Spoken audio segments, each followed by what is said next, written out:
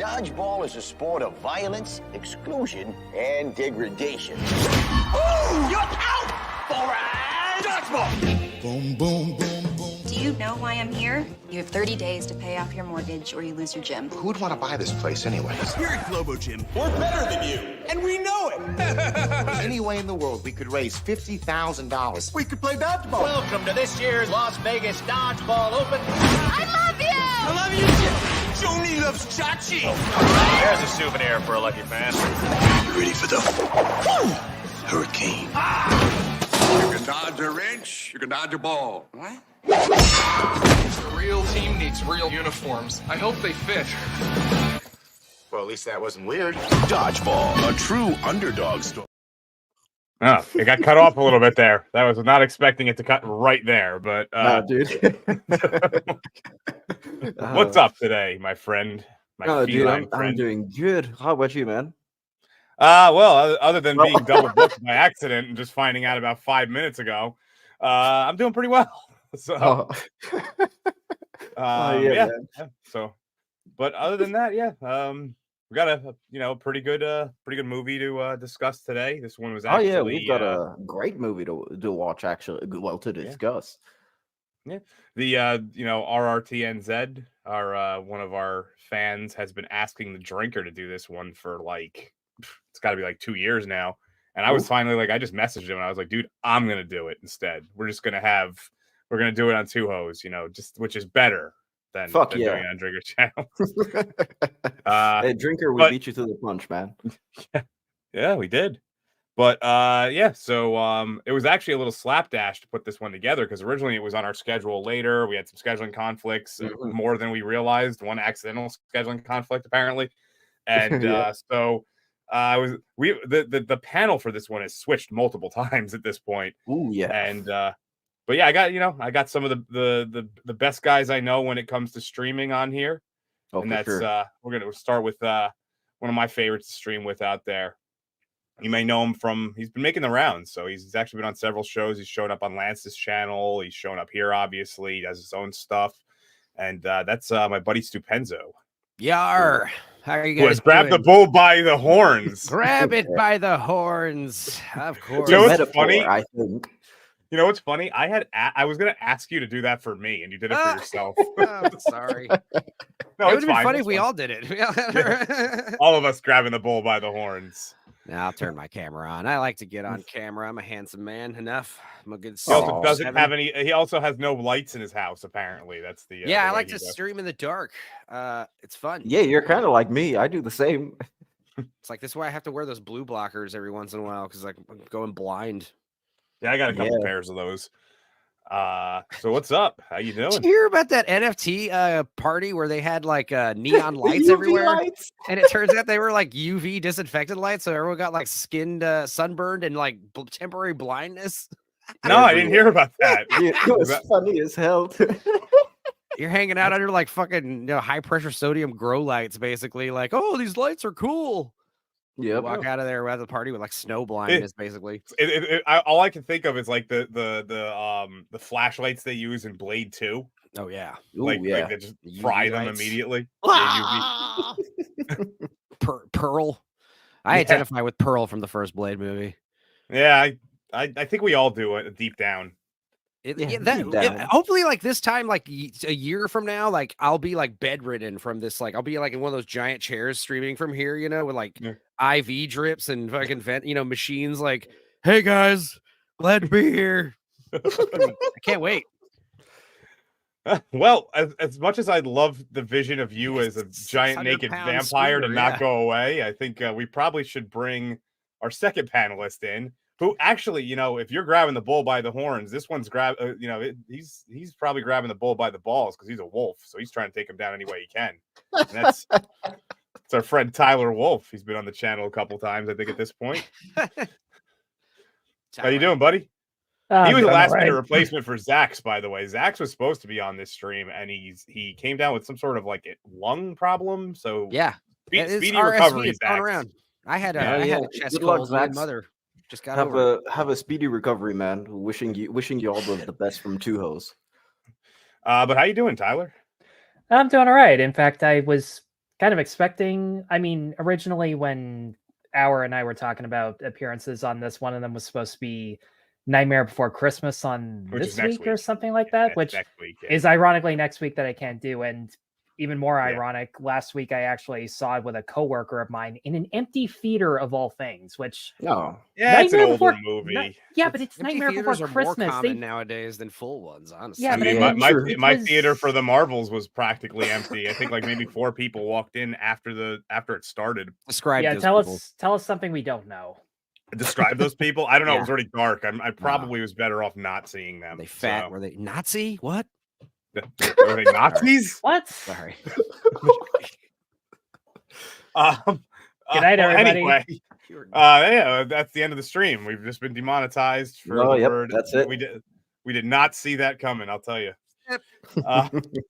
Our last panelist is actually a special guest. I've been talking to him for a while about doing this stream, and he's former member of the U.S. Dodgeball team, and he's got a lot of awesome stories he's going to share with us about the times he was training and all the like the games he played. We actually have a special intro made for him that was just thrown together, and I'm not sure, I haven't watched it yet, so this could be really terrible. But Parental advisory suggested. I cooked it up in less than 15 minutes before the stream. So well, let's see what it looks like.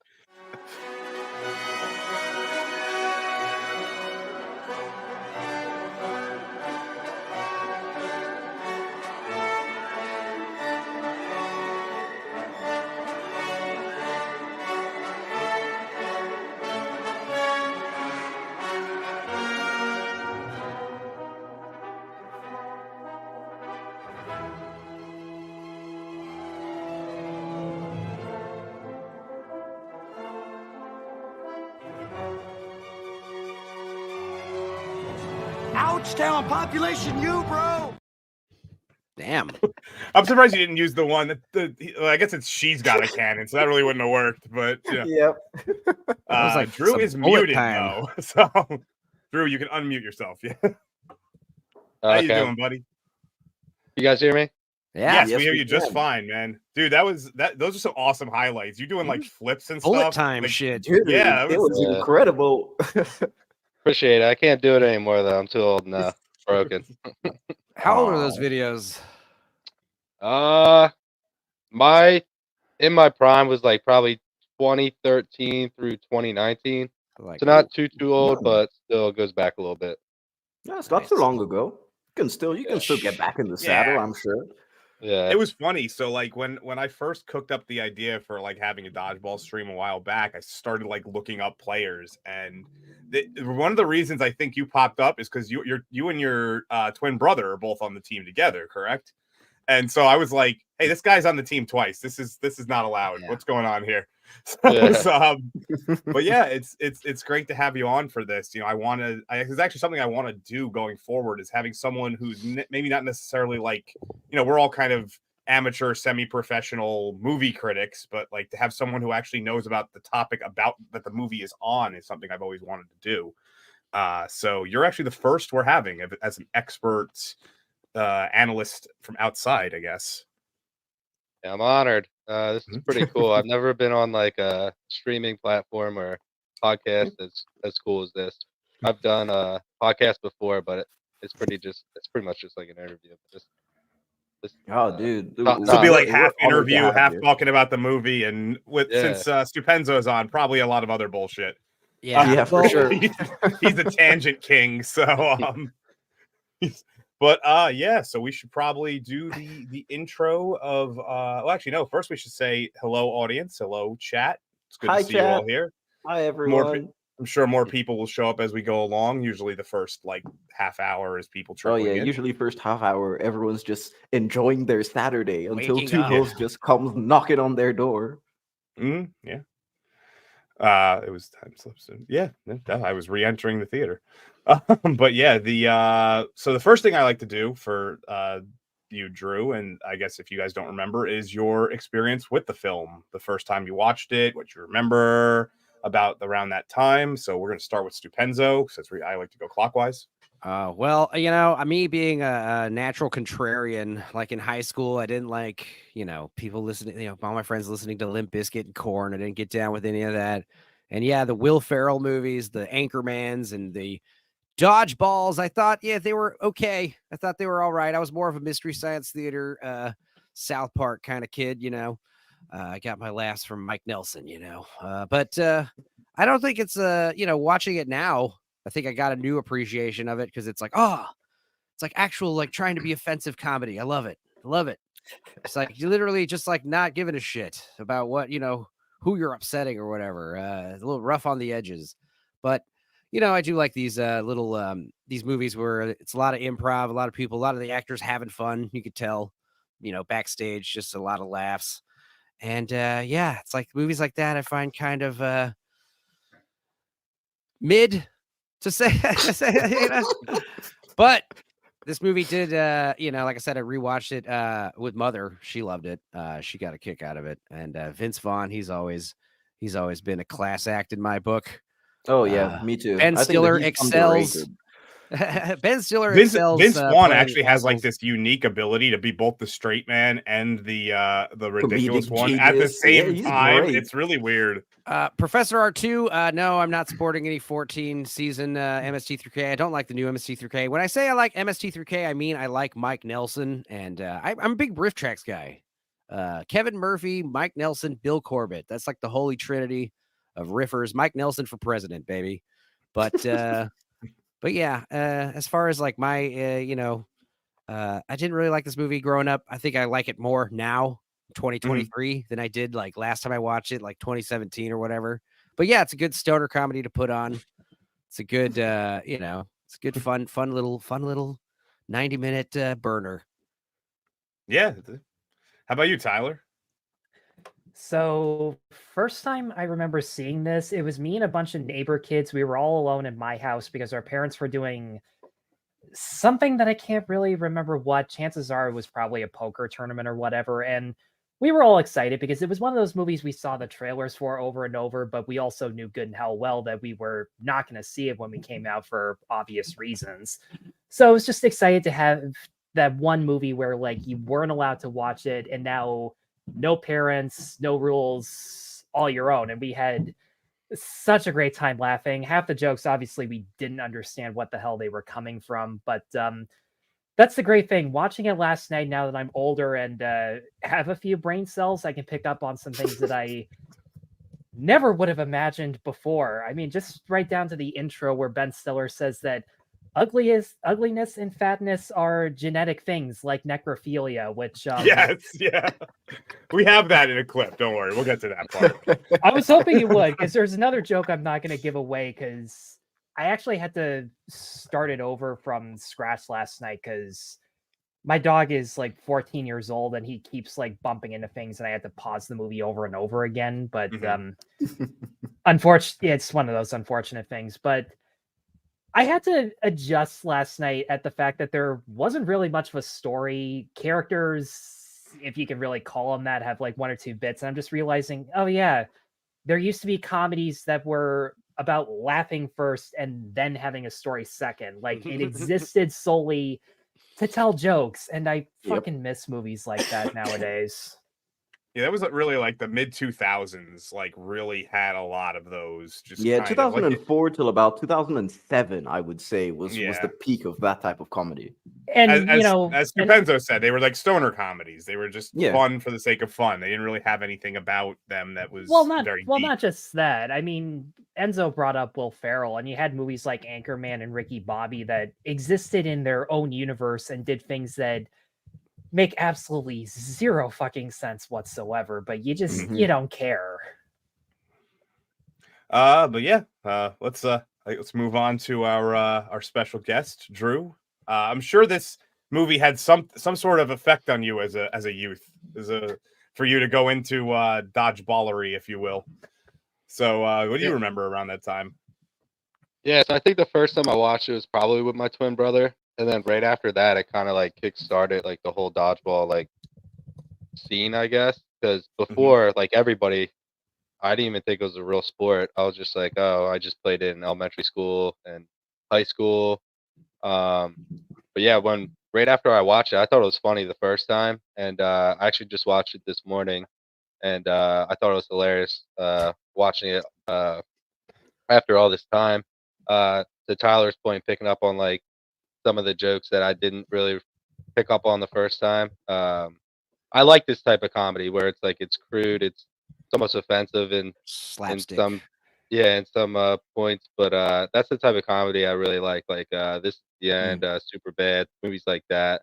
Oh yeah. So it's a shame movies like that aren't really being made anymore because it is comedy, it's supposed to be funny, so it's a shame. But anyways, it got me right after that. I think my church started their dodgeball league, so we're like, oh, cool. I guess they're gonna start doing like rec leagues and stuff like that. So that's kind of how we got into it, and then it just kind of blossomed from there. And I'll get into it more as we'll get. Don't worry, we're gonna Yeah. pepper in your. I have questions Yeah. for specific times in the film for you. Don't worry, you'll have plenty of time to tell us about all that. When you said but yeah. church, like that conversation went the opposite route that I thought it was going to go. Yeah. Church is cool. Yeah. guys. Yeah, we had a sports. How we had often a do you sports hear league. about your church's dodgeball league? Come on. Oh yeah. Playing the neighboring synagogue over there. They're just gonna have like Well, I was gonna say throwing dodgeballs to get away from that congregation member that nobody likes to talk about. But dodgeball is one of those sports that like you run out of gas pretty quickly, right? It's pretty like in like high octane, real fast kind of stuff, right?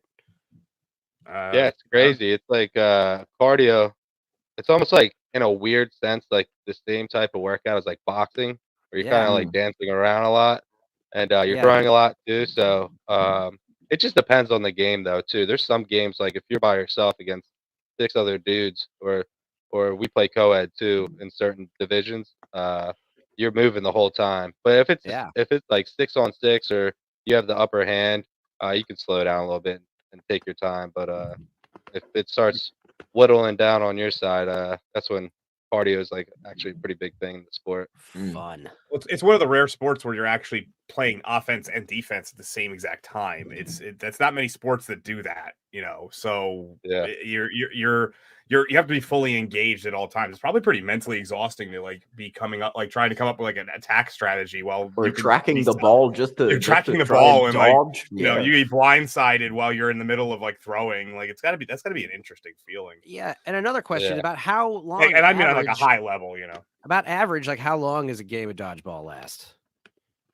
So it's crazy. So like one single game could take 30 seconds. It could be that quick. And then some games are drug out. It just depends on like how well the other team's like blocking or dodging.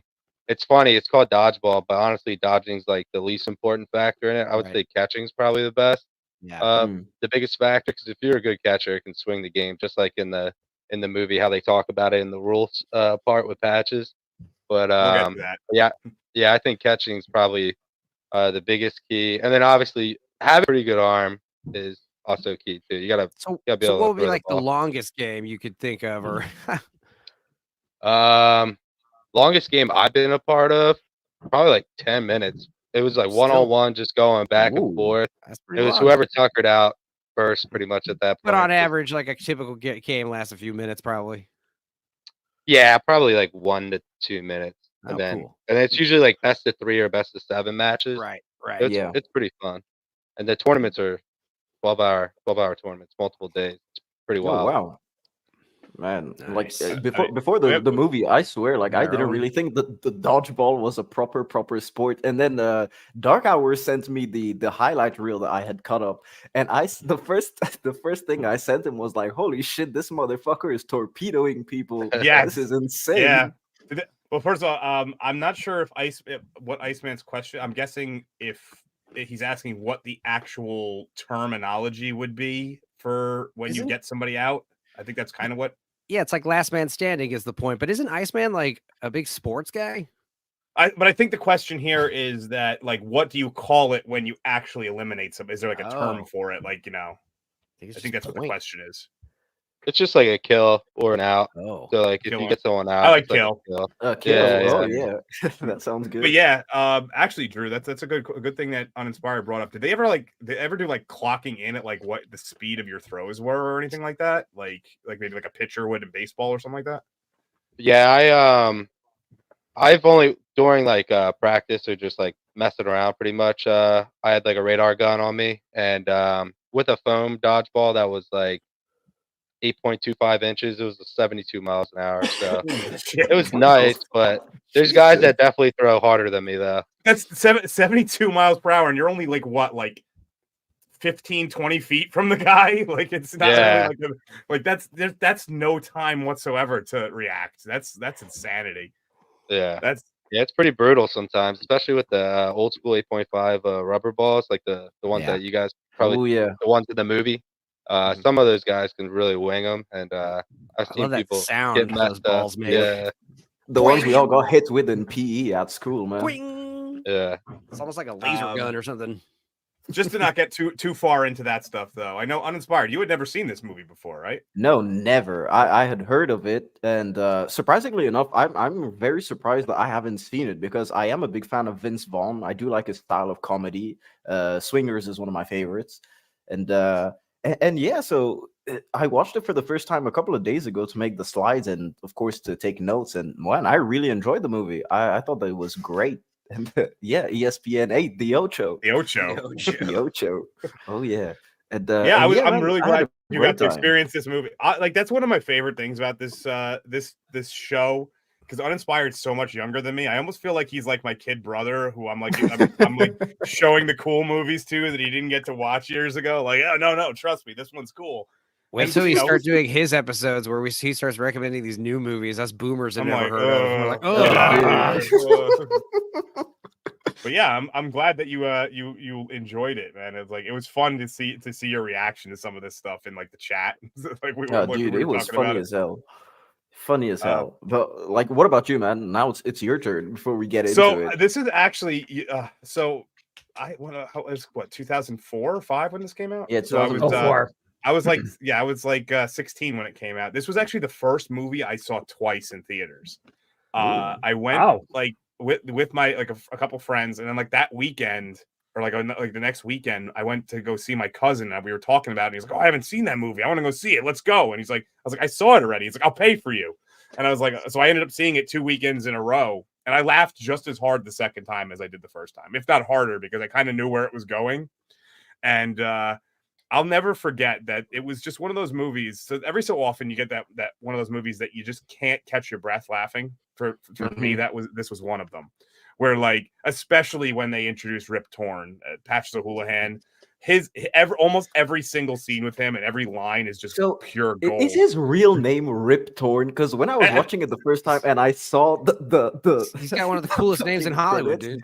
I was like, what the fuck? He has one of the most distinct voices too. Yeah. Oh yeah. Yes. I'm sure it's an intergalactic kegger up there. Okay, so I'm sure got it's not his real name. I'm sure it's like just a stage name. His real name is Elmore Raoul Torn Jr. You just beat Tyler to it. Yeah, you beat Tyler. I had it's it. Rual. It's not Raoul. It's Rual. Don't worry, Tyler. We'll give you the point for that one. Yeah, whatever. No worries. But yeah, you guys, have you ever seen The Man Who Fell to Earth with David Bowie? You'll see Rip Torn's penis for a second there if you're interested in that. He gets butt naked for a second. And he's young too. It's like I don't want to see Rip Torn's art. I don't want to see Rip Torn's arty at all. Okay, on that yes, note, I know that. Start the actual movie. And start talking about the actual movie. Oh yeah. And so yeah, let me just rearrange the layout a bit. Yeah, it's best if you're at the bottom because when we block with the chat, you don't have I'm just a posh. You're just a posh avatar. I'm just a cat. I like. Dude, I'm a posh avatar, but if I turn on my camera, I look like a homeless man. I lie in the best looking homeless man you ever seen. It's like that homeless guy. It's like that homeless guy that somebody's walking down the street and give him like a modeling career. What were you gonna say, Tyler? I was gonna say you're the most photorealistic cat I've seen in the last few years. So. Oh yeah, thank you, man. It's pretty impressive with the advent of AI art too. Oh yeah. All right, guys. Okay. So 20th Yeah, Century we've been Fox. bullshitting for 25 minutes, so let's Oh just yeah, we'll get Bog into it it. We'll get down. into it. So yeah, man. Once again, hey to the chat. Thank you guys for spending your Saturday with two hosts, and thanks again for Drew for coming on, Stu Penzo and Tyler and Dark Hour. Yeah, you're my guy, so it's all right. Yeah, I mean, it's my channel. If I wasn't here, it'd be really weird. All right, so first off, we gotta meet White Goodman and Globo Gym. So for that, I'm gonna start off because I've got a lot of clips, so I'll just play his intro. Tired of the same old you?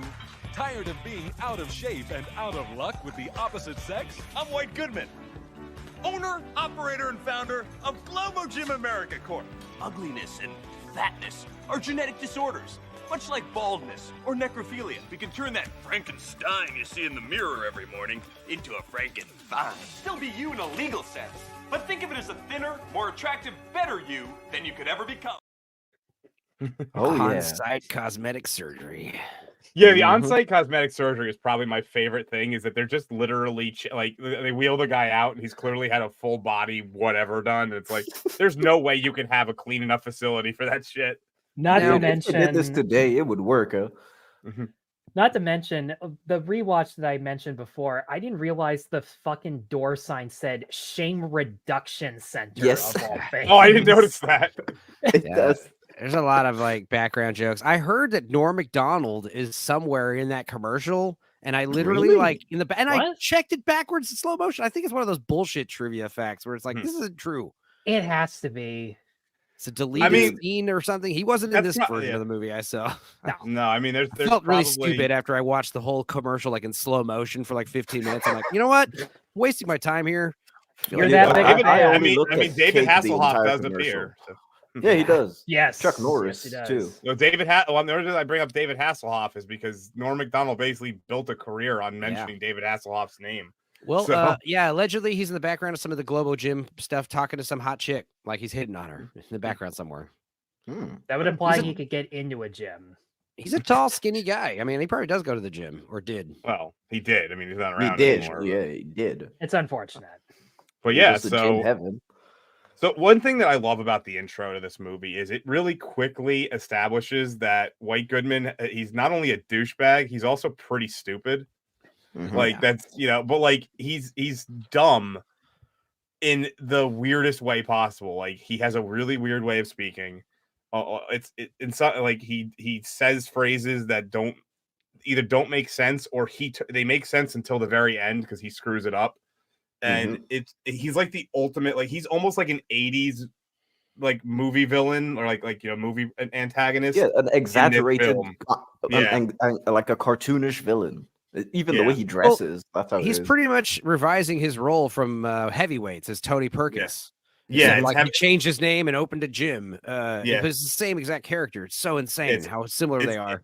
It's Heavyweights and with a little touch of the character he was in Happy Gilmore. Oh yeah, Yes, Yeah. like a little bit like this. The That handlebar reminds me, mustache like- is so Ben Stiller. Go on, Tyler. Sorry, it just reminds me that Ben Stiller is basically playing every Adam Sandler villain ever, and he's like 10 times as funny just because his timing and delivery is just so on point. Even when some jokes don't work, like I have to admit, there are one or two times where Stiller just talks for way too much, and it's probably improv. But again, like it's his commitment that just makes me smile and wish that he played more villains more often because he's a much funnier douchebag than he is in Everyman. And he tries to be the Everyman so often. He's a prick in real life, so he needs to play pricks more often. Is he? I mean, though? he always has Dude, that. he He always has that extras same for like voice. staring at him, and like if you make eye contact with him on set, he'll fire you or yell at you. He's one of those guys. He's crazy. Allegedly. I didn't actually know that. First I'm He's a hearing dick. about it. First time me here. Yeah, same. But then I'm just again, gonna- if he without spoiling anything, hits his wife in this movie, if he's willing to do that, then it's completely possible. Well, also his wife and him had like a 3-month-old when they were filming this. So like he made his wife like why would just hire a different actress? Like save your wife some trouble here. She's like falling asleep in between takes and stuff. I'm just gonna Oh, periodically. he was a make producer. sure- He was a producer. Okay, that I can see. I'm just gonna Oh, yeah, he was periodically make sure executive. that Drew gets a word in because he's not used to this kind of back and forth. So Drew, if you have anything you want to say about Oh the yeah, scene, dude, just chip just in hop and just chip in, don't man. mind cutting off anyone. It happens a lot, so don't tell me worry. to No, we're all nobodies, so it doesn't matter. Nah, you guys, shut up for a second. you guys are the pros when it comes to this stuff. I was just enjoying it, just watching it again. I like Ben Stiller. I think he's awesome. He's a No, yeah, funny he guy, does and great he's movies. perfect for it. Oh yeah, I do think that Ben Stiller has that same kind of intonation when he tries to play the dumb guy. For example, you compare this with Tropic Thunder. It's kind of like the same type of voice that he puts all the time when he's trying to play the stupid dude. And I don't know, man, it still works anyways. So hey, Ben Cable Stiller is guy, doing good. he like directed that movie, and he plays like the crazy twin who killed his other twin brother. Yeah, Bob Cable Guy Odenkirk in a is a really Cable long guy. time. I'd have to go back and rewatch that. But Oh, you'd be Yeah, I was gonna surprised by say the amount of cameos. I watched Go like ahead, 10 Tyler. minutes of the sorry, I watched like 10 minutes of the Cable Guy on like a gym treadmill with the sound off, and it was still funny. And I'm just sitting there going, okay, I really do need to watch this in full. I don't understand the hate that movie gets, but falling asleep on your couch, watch TV, waking up, drinking a Yoo-Hoo to being woken up by your dog, being Lick- woken up by your dog licking- licking your balls. It's such a- Your dog's and the ate funny lunch. part is so at first like he says like, oh, that feels good, and like you think he's like dreaming, and then like he wakes up, he's like, hey, stop that, and then he like the line that he says like never go for the grundle or something like that. It's like turns out he was okay with it, but like the dog actually took it a little too far.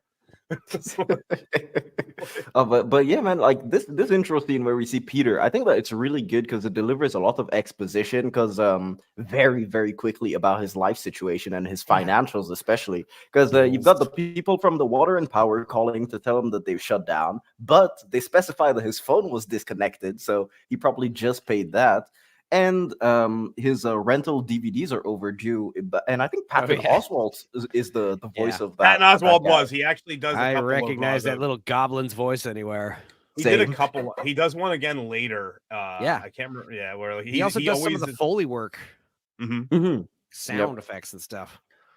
And yeah, and not to mention the fact that he literally just has crates of beer just on top of his refrigerator. Like he clearly.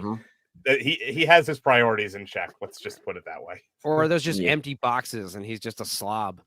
Either way, I mean, well, it's shown later that he's a slob. He can't keep anything in order. I mean, everything about Average Joe's gym is very out of in disarray. So now, this I do relate to, like starting your car and it starts and you're like, today's gonna be a good day. All right. Yeah, I actually had recently this story happened to me like a week or so ago.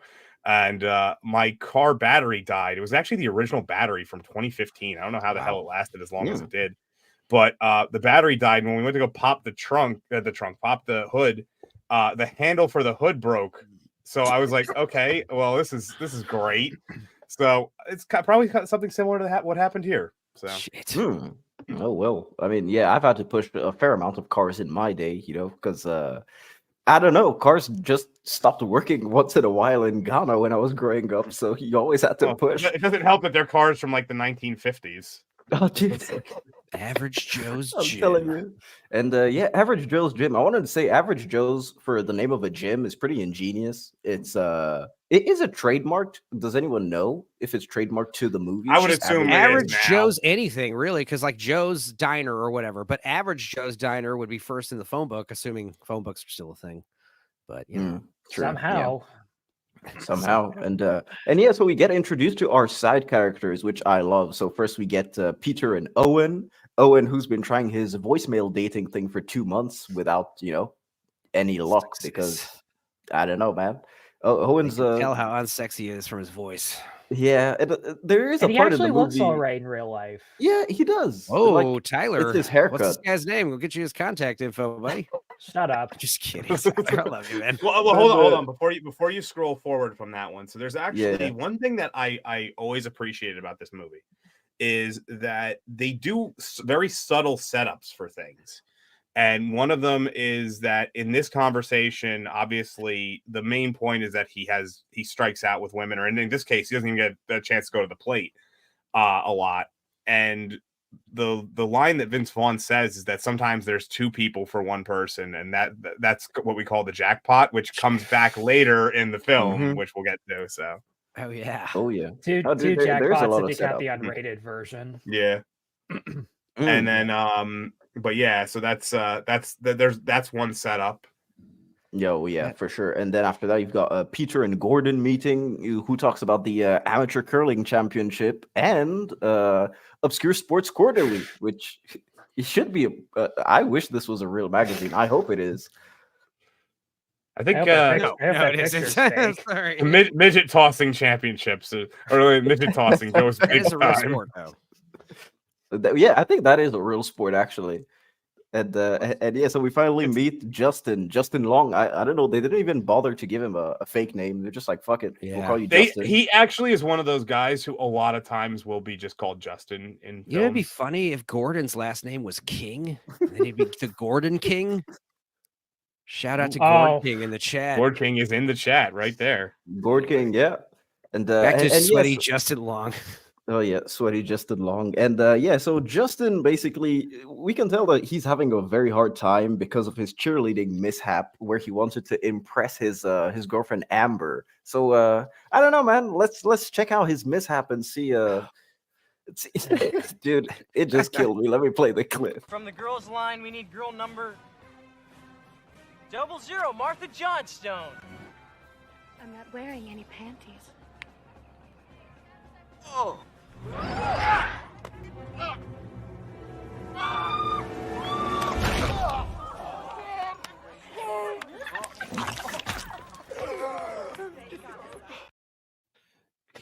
Came out of that tryout a man. Dude, it's the suction sound that kills me every time. So that ham sandwich. Uninspired probably doesn't actually know who that woman is. Lori Beth Denberg. Lori Beth Denberg. I'm sure everybody else here remembers her. She was on a show called All That, and which she basically All That was essentially like the kid and teenage version of SNL. Oh, okay. And she was her main thing that she did on there was she was like the what used to be like Weekend Update for Norm SNL. McDonald. Yeah, Norm Macdonald. She did for that. It was I forget what they called it on that one. Or Vital Information. That was it, and it was basically just her. Being silly, and she's essentially looked exactly like that her whole life. Like, yeah, it's kind of shocking her being raunchy though. That was kind of taken aback by that. It might have been one of those things where she was getting out of like the Nickelodeon, kids kind of. Oh, she was past that. Yeah, and panties right in his face. Just tell him.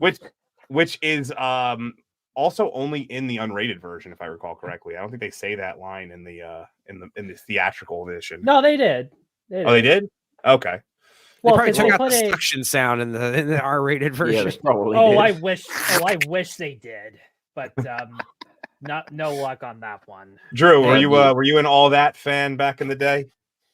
I was, yeah. I was actually going to mention that. So that was a cool pickup. I don't remember much about it though, but I remember her though.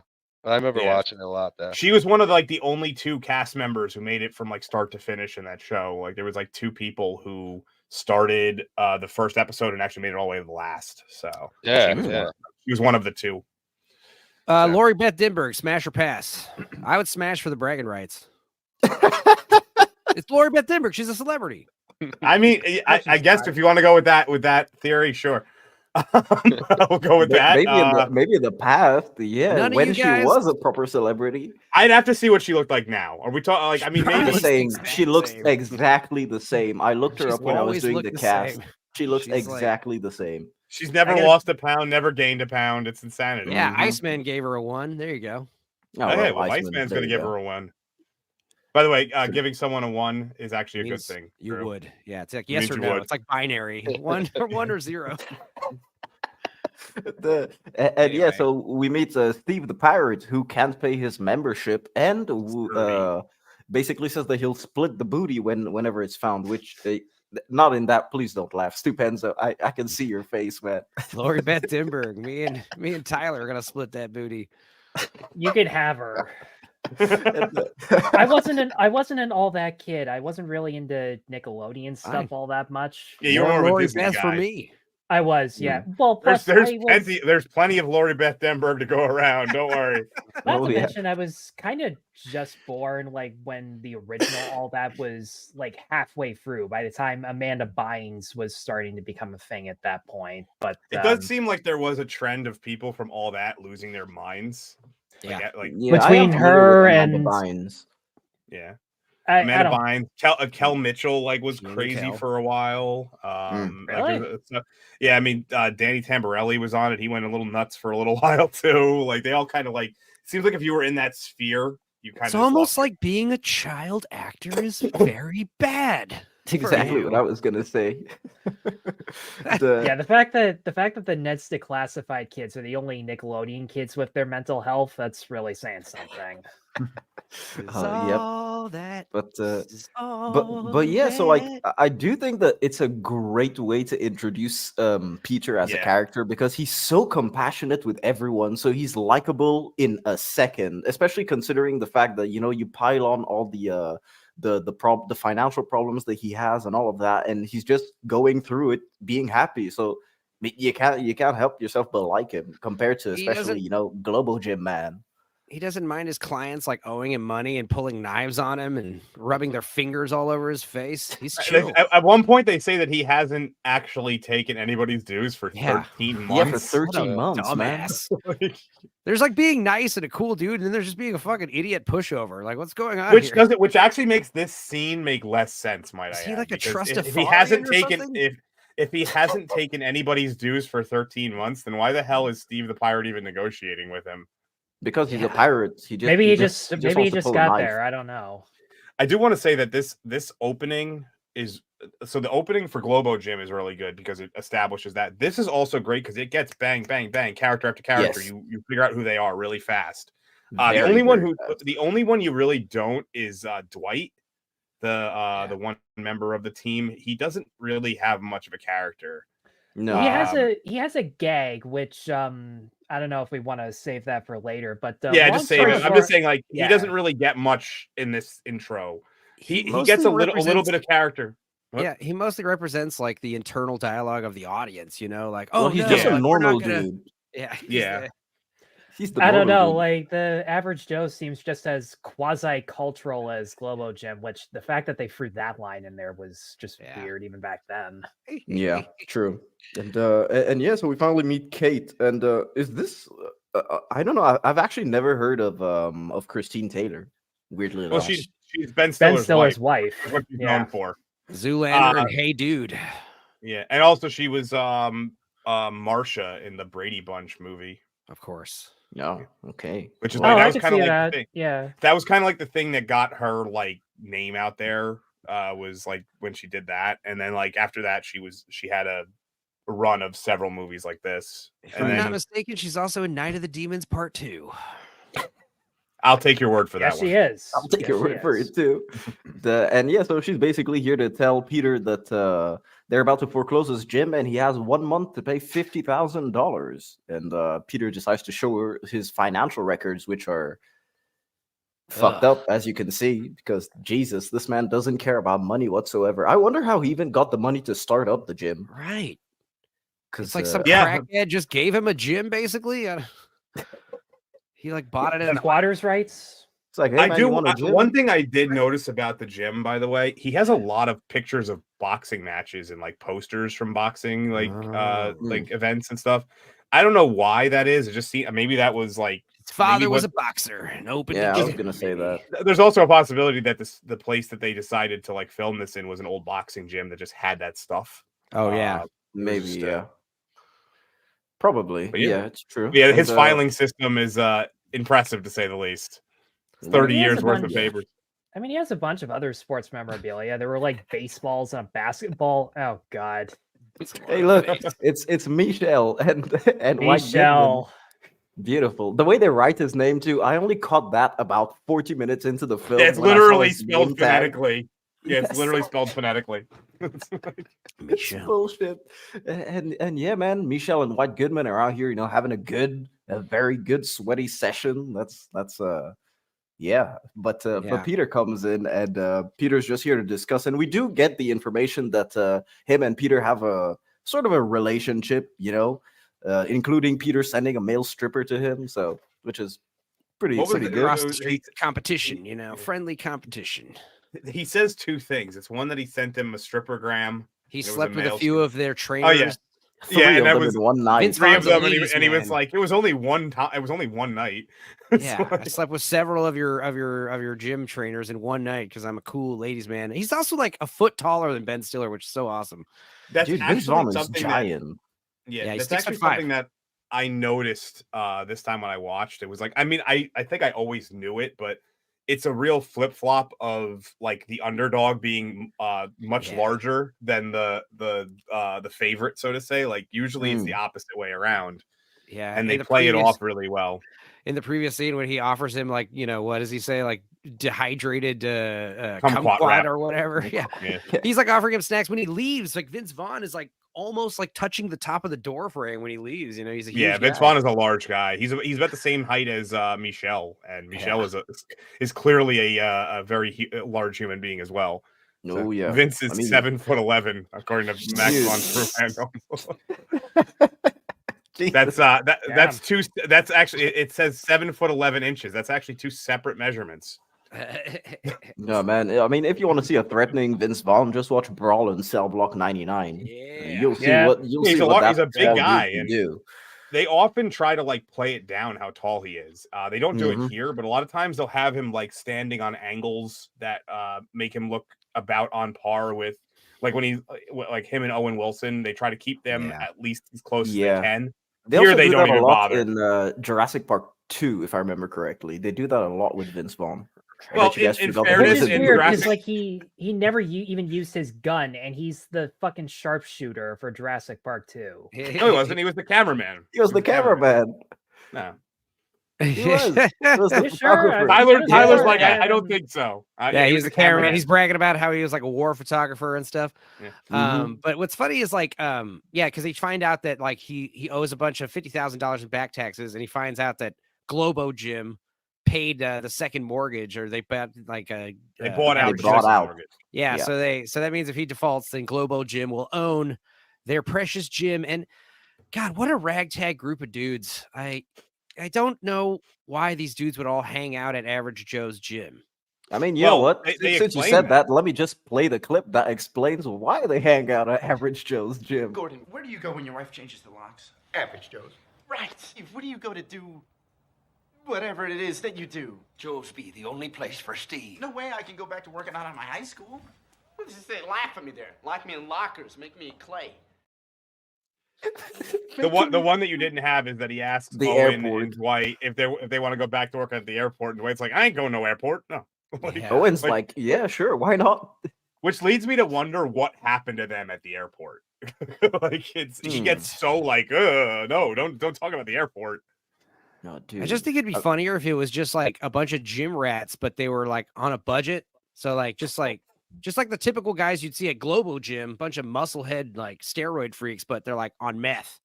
I like this dynamic. Of course, this is better. I 100% disagree. I think this is if the we were doing a dynamic realistic approach, is what I'm saying. This is how. Dude, I honestly think that they'd win the dodgeball tournament easily if they were all like meth heads. Yeah. Just be like, roid freaks. $50,000. Boom. Yeah, it's more. Hell yeah, crackhead energy, man. So basically what they try and do is they try and come up with a couple of solutions, and the main one that they find is the car wash, all male car wash, of course. And I do appreciate the fact that they all dressed up so well for it. And, I'm just realizing the all male sign and the fact that Dwight is wearing like knee-high socks. What the fuck is that? Also, what's the tall dude's name? A little nerdy guy. His pubes are offensive. Yes. Yeah, they're like all out. They're like sticking out of his. Obviously, they're fake, but it's so fucking so. Oh man, it is really, really crazy. And then you've just got Justin and the weird guy. It's like, he's like fingering his belly button hole while his pit get bull in there barks at nice him. and deep like. That's not good. You can And, say I like no, how Justin. I do find it funny how they're clearly like in like California, like that's where this is supposed to really be. Yeah, and this dude is definitely like from like Oklahoma or something, and like just he's not a trucker in the sense of he's like driving through with like an actual reading the tractor trailer. personalized plate, Tyler. The boy howdy, which boy howdy. You could have done a hell of a lot better than that. I mean, they pushed the envelope with a lot of things. I think maybe a few things they didn't want to go too hard on. Yeah, you still have to recut. Knowing what's in the unrated cut, I don't know about that. Do you have the close-up of Justin Long's sweaty balls? No, I decided not to take that because you can see like the multicolor on his underwear in the HD transfer. Yeah. It's not cool. Drew, did you ever have to do any fundraising for Dodgeball that involved washing a dude's truck over and over again? Nah, but that's probably my favorite funniest line in the movie. When the dude's playing with his belly button. Yeah, it gets me every time. Getting there. Not only that, the way that Gordon says it, he's like, "Yeah, we the only guy who's paid us is that weird guy who keeps paying Justin to wash his truck." God. Which implies that he's paid him multiple times. Dude, he pays him every time he changes the wheel. Yeah. That's right. It does. Can you imagine like being like I could just imagine him driving around the block, like running, like driving through mud and being like, "Hey, I need you to clean it again." Oh, but dude, I mean, look at them, and then let's just look at the woman on the other side, because coincidentally, What are the odds? What are the odds? Because I mean, hey, look, Same day, other side of the titties. street. Oh my God, it's beautiful young women. I'll be damned. I could have swore one license plate said 3X, and I'm like saying that better be exchanged. Wait, what? Vince Vaughn talks about how he's like, "Hey, don't feel so bad. Let's just go over and congratulate them one at a time. You know, one at shake a their time. hands." Oh yeah. Oh, dude, for sure. And yeah, so that fucks up, and they go back to their gym where you've got White that sends a cardboard cutout with, I think it's gift memberships. I'm not very sure. Yeah, it's 30. Yeah. It's 30-day memberships. Like vouchers. Yeah, and he leaves his cardboard cutout, which we'll find out eventually later that it's a spy Trojan tactic. horse. Yeah. Yeah. Also, how problematic is the name White Goodman? Well, not problematic at all. That was a trick question. I mean, today might be problematic, but I don't know. The one thing that I will say, I don't think the name itself is problematic. The one thing that annoyed me is that they have a character named White and a character named Dwight. That really annoys the shit out of me. Yeah. Well, I mean, you've got Laser, Blazer, and all kinds of Azers. So they're reading the OSO, and they essentially find out that there is a OSQ. Oh yeah, OSQ. Yeah, obscure, and there is a quarterly. Sports Quarterly, yeah, and there's course, the Las Vegas International Dodgeball Open where you can go balls deep for a $50,000 cash prize. Yeah, I mean, it's one of those convenient. Yeah. I was doing the same thing that Stupenzo was doing. I was trying to see if there was. It. Mm-hmm. There's a butthole joke hidden somewhere in there. I'm sure of it. I need to flip the laptop upside down to read those newspapers. Go ahead. Go ahead. I was going to say it's one of those convenient. Oh, we need $50,000. How are we going to get that? There just happens to be a dodgeball tournament where we can win them. You know? Yeah. This movie's plot is about as natural as the Blues Brothers. Things just fall onto their fucking laps. Yeah. And I mean, the fact that they know how often to acknowledge that where it's actually funny. Like they don't say it every 5 seconds, like just about every comedy these days does in order to justify it or be more meta. I think Jay Goodwin may have found the actual joke there. One page has a starfish mention, the other page says "Go balls deep." This isn't hard, guys. He's got a point. The man's got a point. Oh, yep, true. And, yeah. And so I just took the screenshot to see, because Globo Gym right in front of Average Joe's, and I think they wanted to turn Average Joe's into a parking lot, essentially. Yeah, an auxiliary parking lot. Mm-hmm. Man, CGI is dated on this one. You can tell. It's funny because the story is almost, if you think about it, going back to mentioning Nickelodeon and stuff, there's a lot of parallels with this story and Good Burger. Hey, Good Burger, welcome to Good Burger. May I take your order? Sure, now you know. Oh, dude, I love Good Burger. So like the established across the street, like, you know, older place that doesn't really do anything special, and then like the new super hyper corporate state of the art location right across the street. It's a very similar story, actually. Where they wear shiny blue and purple outfits. Yeah, even the outfits are very similar. Yeah, fucking weird. Yeah, I'm just realizing I mentioned the Blues Brothers being super convenient, and this is also about raising money to save the one place that they love. Like, these parallels just write themselves. No, dude, it was basically the textbook if you wanted to make just a normal comedy that everyone could connect to. That's why it's called Dodgeball, a true underdog story. Yeah, the movie was originally going to be called Underdog, which is a terrible title. It really is. Yeah. I mean, there was a few things, and we'll get to them later, where they things were changed last minute or had to be like redone to make sense. Yes, this is how I eat my donuts, actually. Edging. See, I was watching this entire routine of him like flirting with that donut and then the electroshock, and I'm just sitting there going, "This has got to be how David Goggins stays skinny all this time." In my opinion, I actually think. You could see him doing this. Yeah. Who's gonna carry the boats and the logs? So I actually would have preferred if they flipped this so later on with the pizza. I think the pizza should have been this scene. The donut should have been in the later scene because of the Yuri nature of the shape of a donut. But yeah, it's like I really wonder what they did with that painting. By the way, I wonder if Ben Stiller like has that. In I know house he probably has it in his house. 100%. Can we just appreciate that White literally has a spotlight underneath his office this entire time? Well, he's a narcissist beyond like on levels that you can't even begin to imagine. Well, I know that, like, that weird homoerotic sculpture he has, I think the one thing missing is like him wrestling Vince Vaughn with that. Would have been so amazing. Stupenzo's like, here's my picture again. Yeah. And yeah, so this caught me off guard. It killed me. I was like, what the fuck? But it is a good idea. You know, I think that if they actually patent this and sell it, people would buy this in droves. They basically do have things like this. You just don't actually inflate them. It's just like it's a cup, is what it is. It's just it's an inflating cup. makes it more like realistic, you know, because imagine if you inflate it to the max, people know that you're fucking around. But then if you don't, if you inflate it to that believable level, people will be like, oh yeah, he packing. Yeah, speaking of cups, can I like finish this or what? Go ahead. Cups. You know what I mean.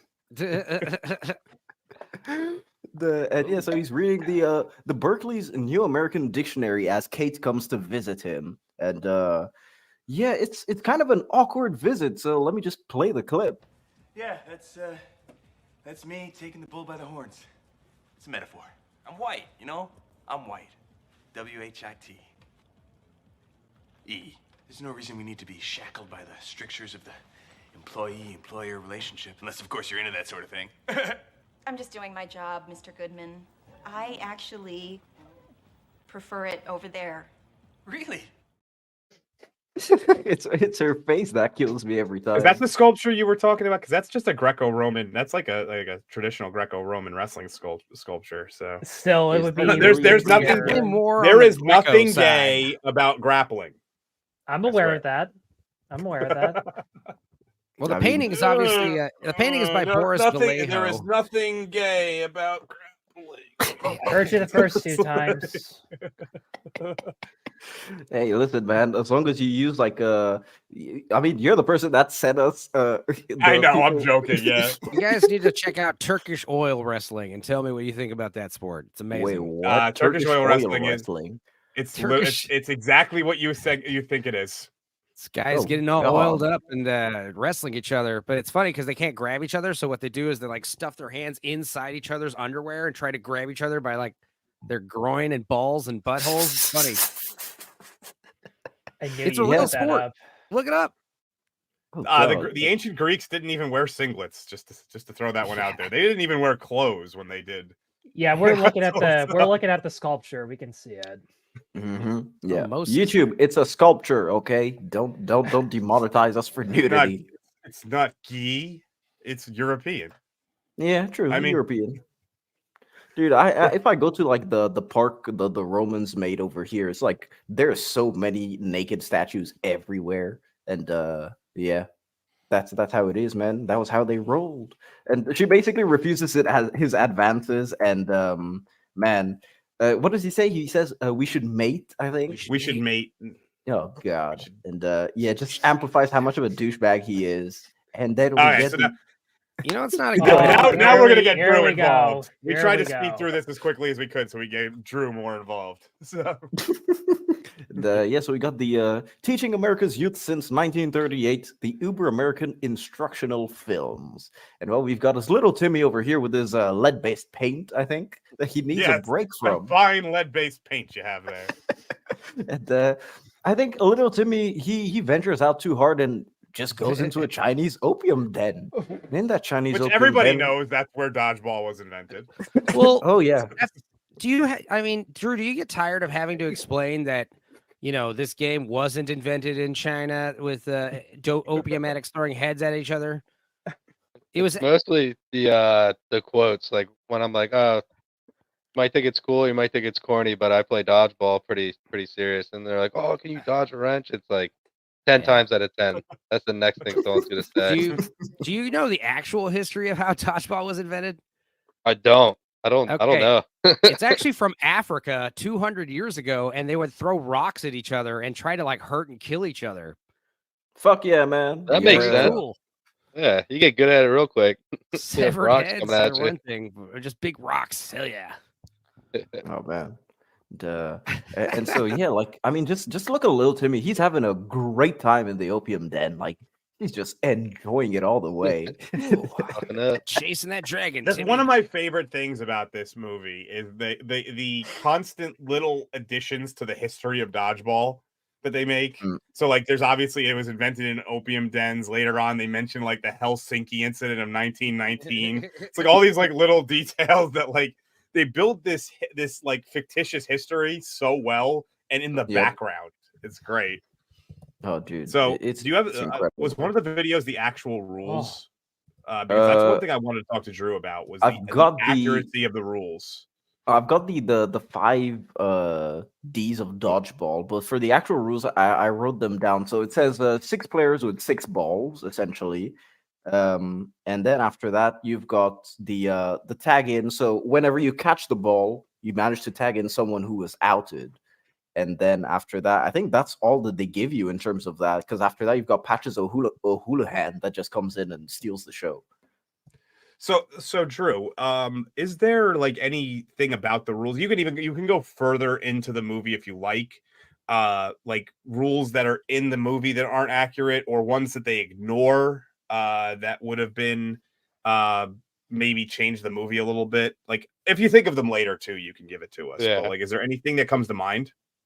It's pretty spot on until the very, very end. When we get there, I'll kind of say my piece on that. But the beginning when they're talking about like 6 balls on the court, 6 people on each side, you get caught, you're out, and another your player comes in.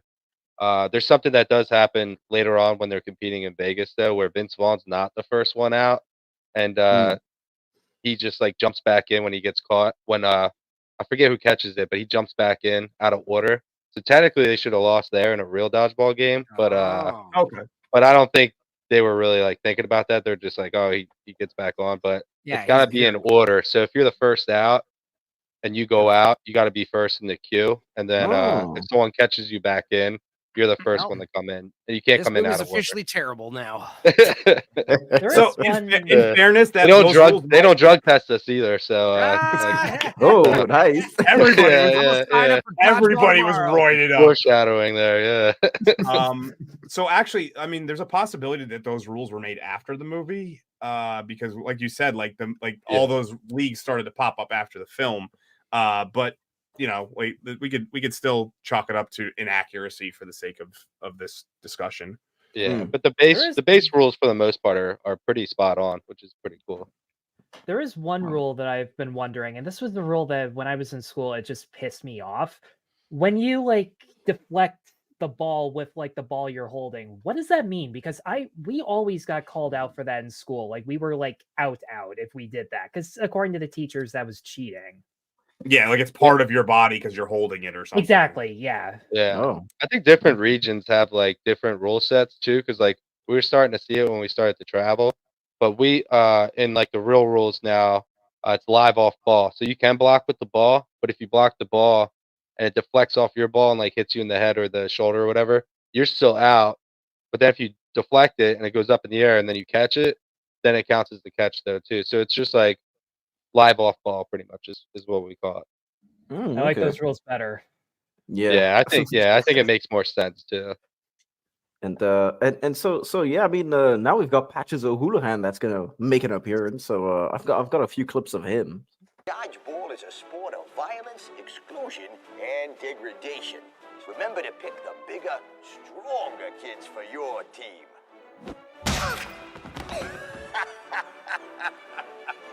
Nice one, son. Yeah. I mean, yeah. Mo Sislak sent a super chat. It's funny because Hank Azaria does the voice of Mo Sislak. Dude, Hank Azaria is a poo, isn't he? He does. Yeah, he he does a shitload of was. characters. Yeah, he was a poo. I mean, yeah, he was a poo. So, you know, I'll save my question for when he actually comes in as an older Patches O'Houlihan, because right now this is just a video of him. So, which is weird because he doesn't have the same voice even slightly. Yeah, like, so obviously they're different people, so their voice pitches and everything are going to be different. But the style of speaking isn't even close. Yeah. It's not even.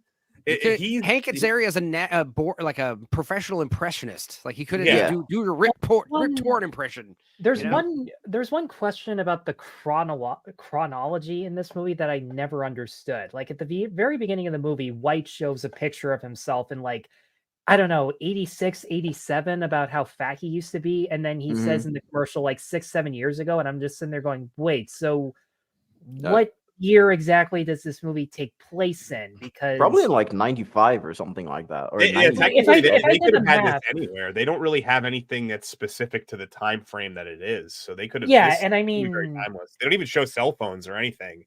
That was that was the big thing, because they had like cord phones and answering machines with like the audio cassettes, and I'm just sitting there going, wait, so if I do the math, this takes place in what, like 1993 or something like that? And I mean, it would check out everything right down to the ESPN introductions, which are just like completely lame and cheap looking as hell. ESPN, hey, but I will say, like, given the fact that this looks more like a 40s or a 50s educational film, like you could make the argument that it's been like that big a gap in time between Patches in his prime. And I gotta say, if that's Patches in his prime, I would much prefer that, because Hank Azaria just having that perfect, charismatic yet slimy voice that he always brings. Like Hank Azaria once had this show called Brockmire, where he was like the most foul-mouthed baseball play-by-play announcer ever, and it was his timing that just made this. So he basically played a fictitious version of Bob Uecker, is what you're saying. What the fuck is going on here? So I just wanted, this one's relevant to the moment, so I'm just going to pop this super chat up from Northern English Bastard. Thank you for 2 fake monies, pounds. And it's Patches O'Houlihan is the best mentor ever. And I actually agree with that. He doesn't mince words. He actually gives really good advice in terms of, like, you know, if you have a choice between taking the bigger, stronger, you know, people, like, you should, like, which is funny because it goes against what Average Joe's is. Average Joe's is the whole thing is like you are who you are, and just accept it. And, you know, we can make you a little bit better, but you're okay. And so like he's like, it's funny that he ends up being the coach, because it's that. And I do believe that they mentioned he's a 5-time ADAA all-star, and then later on they mentioned he's a 7-time. So actually he would actually go on to win 2 more all-star awards between the time American of filming Dodgeball this. Association of America. Drew, what is the actual organization called, by the way? Because I'm sure they don't have a redundant name like American Dodgeball Association of America. Yeah, so it was Elite for a while, and now it's USDO. So it's switched up a lot. The first league we went out to was actually kind of funny that they based it out of Vegas because after it, we would go to Vegas to compete in the league, and it was called the NDL, and it ended up just not being what it. They said we were like pros and stuff like that, but we never got paid. So You were semi-pro. That's yeah, the term. yeah. So Semi-pro, it formed yeah. into elite, where like you would actually get paid, but you had to place to get paid. So that's how we started making like a little bit of money, but not $50,000. That's So we never made that much. So you actually did both like a team, and then you also did like national stuff, right? Am I correct? Yeah, so there was like amateurs, pros, and then like playing for Team USA, so nationals. So I was on Team USA for 5 years, and that was cool because we got to travel all over for that. But nationals was a different city every year in the United States, so it was cool. It was just an excuse to travel with your buddies, pretty much. Drink, have a good time, and meet a bunch of different people. So. Yeah. For your pro, your not quite pro team, as you called it. What was the team name actually? I remember I looked it up a while ago, but I don't remember it off the top of my head. I'm sorry. Yeah. So I blame my twin brother for this one. It's the cheesiest name. It was Team Awesome. Team Awesome. Okay. Yeah. That was all my twin brother. So make fun of him, not me. Well, you look a lot like him, so I'm gonna make fun of you instead. Yeah, yeah.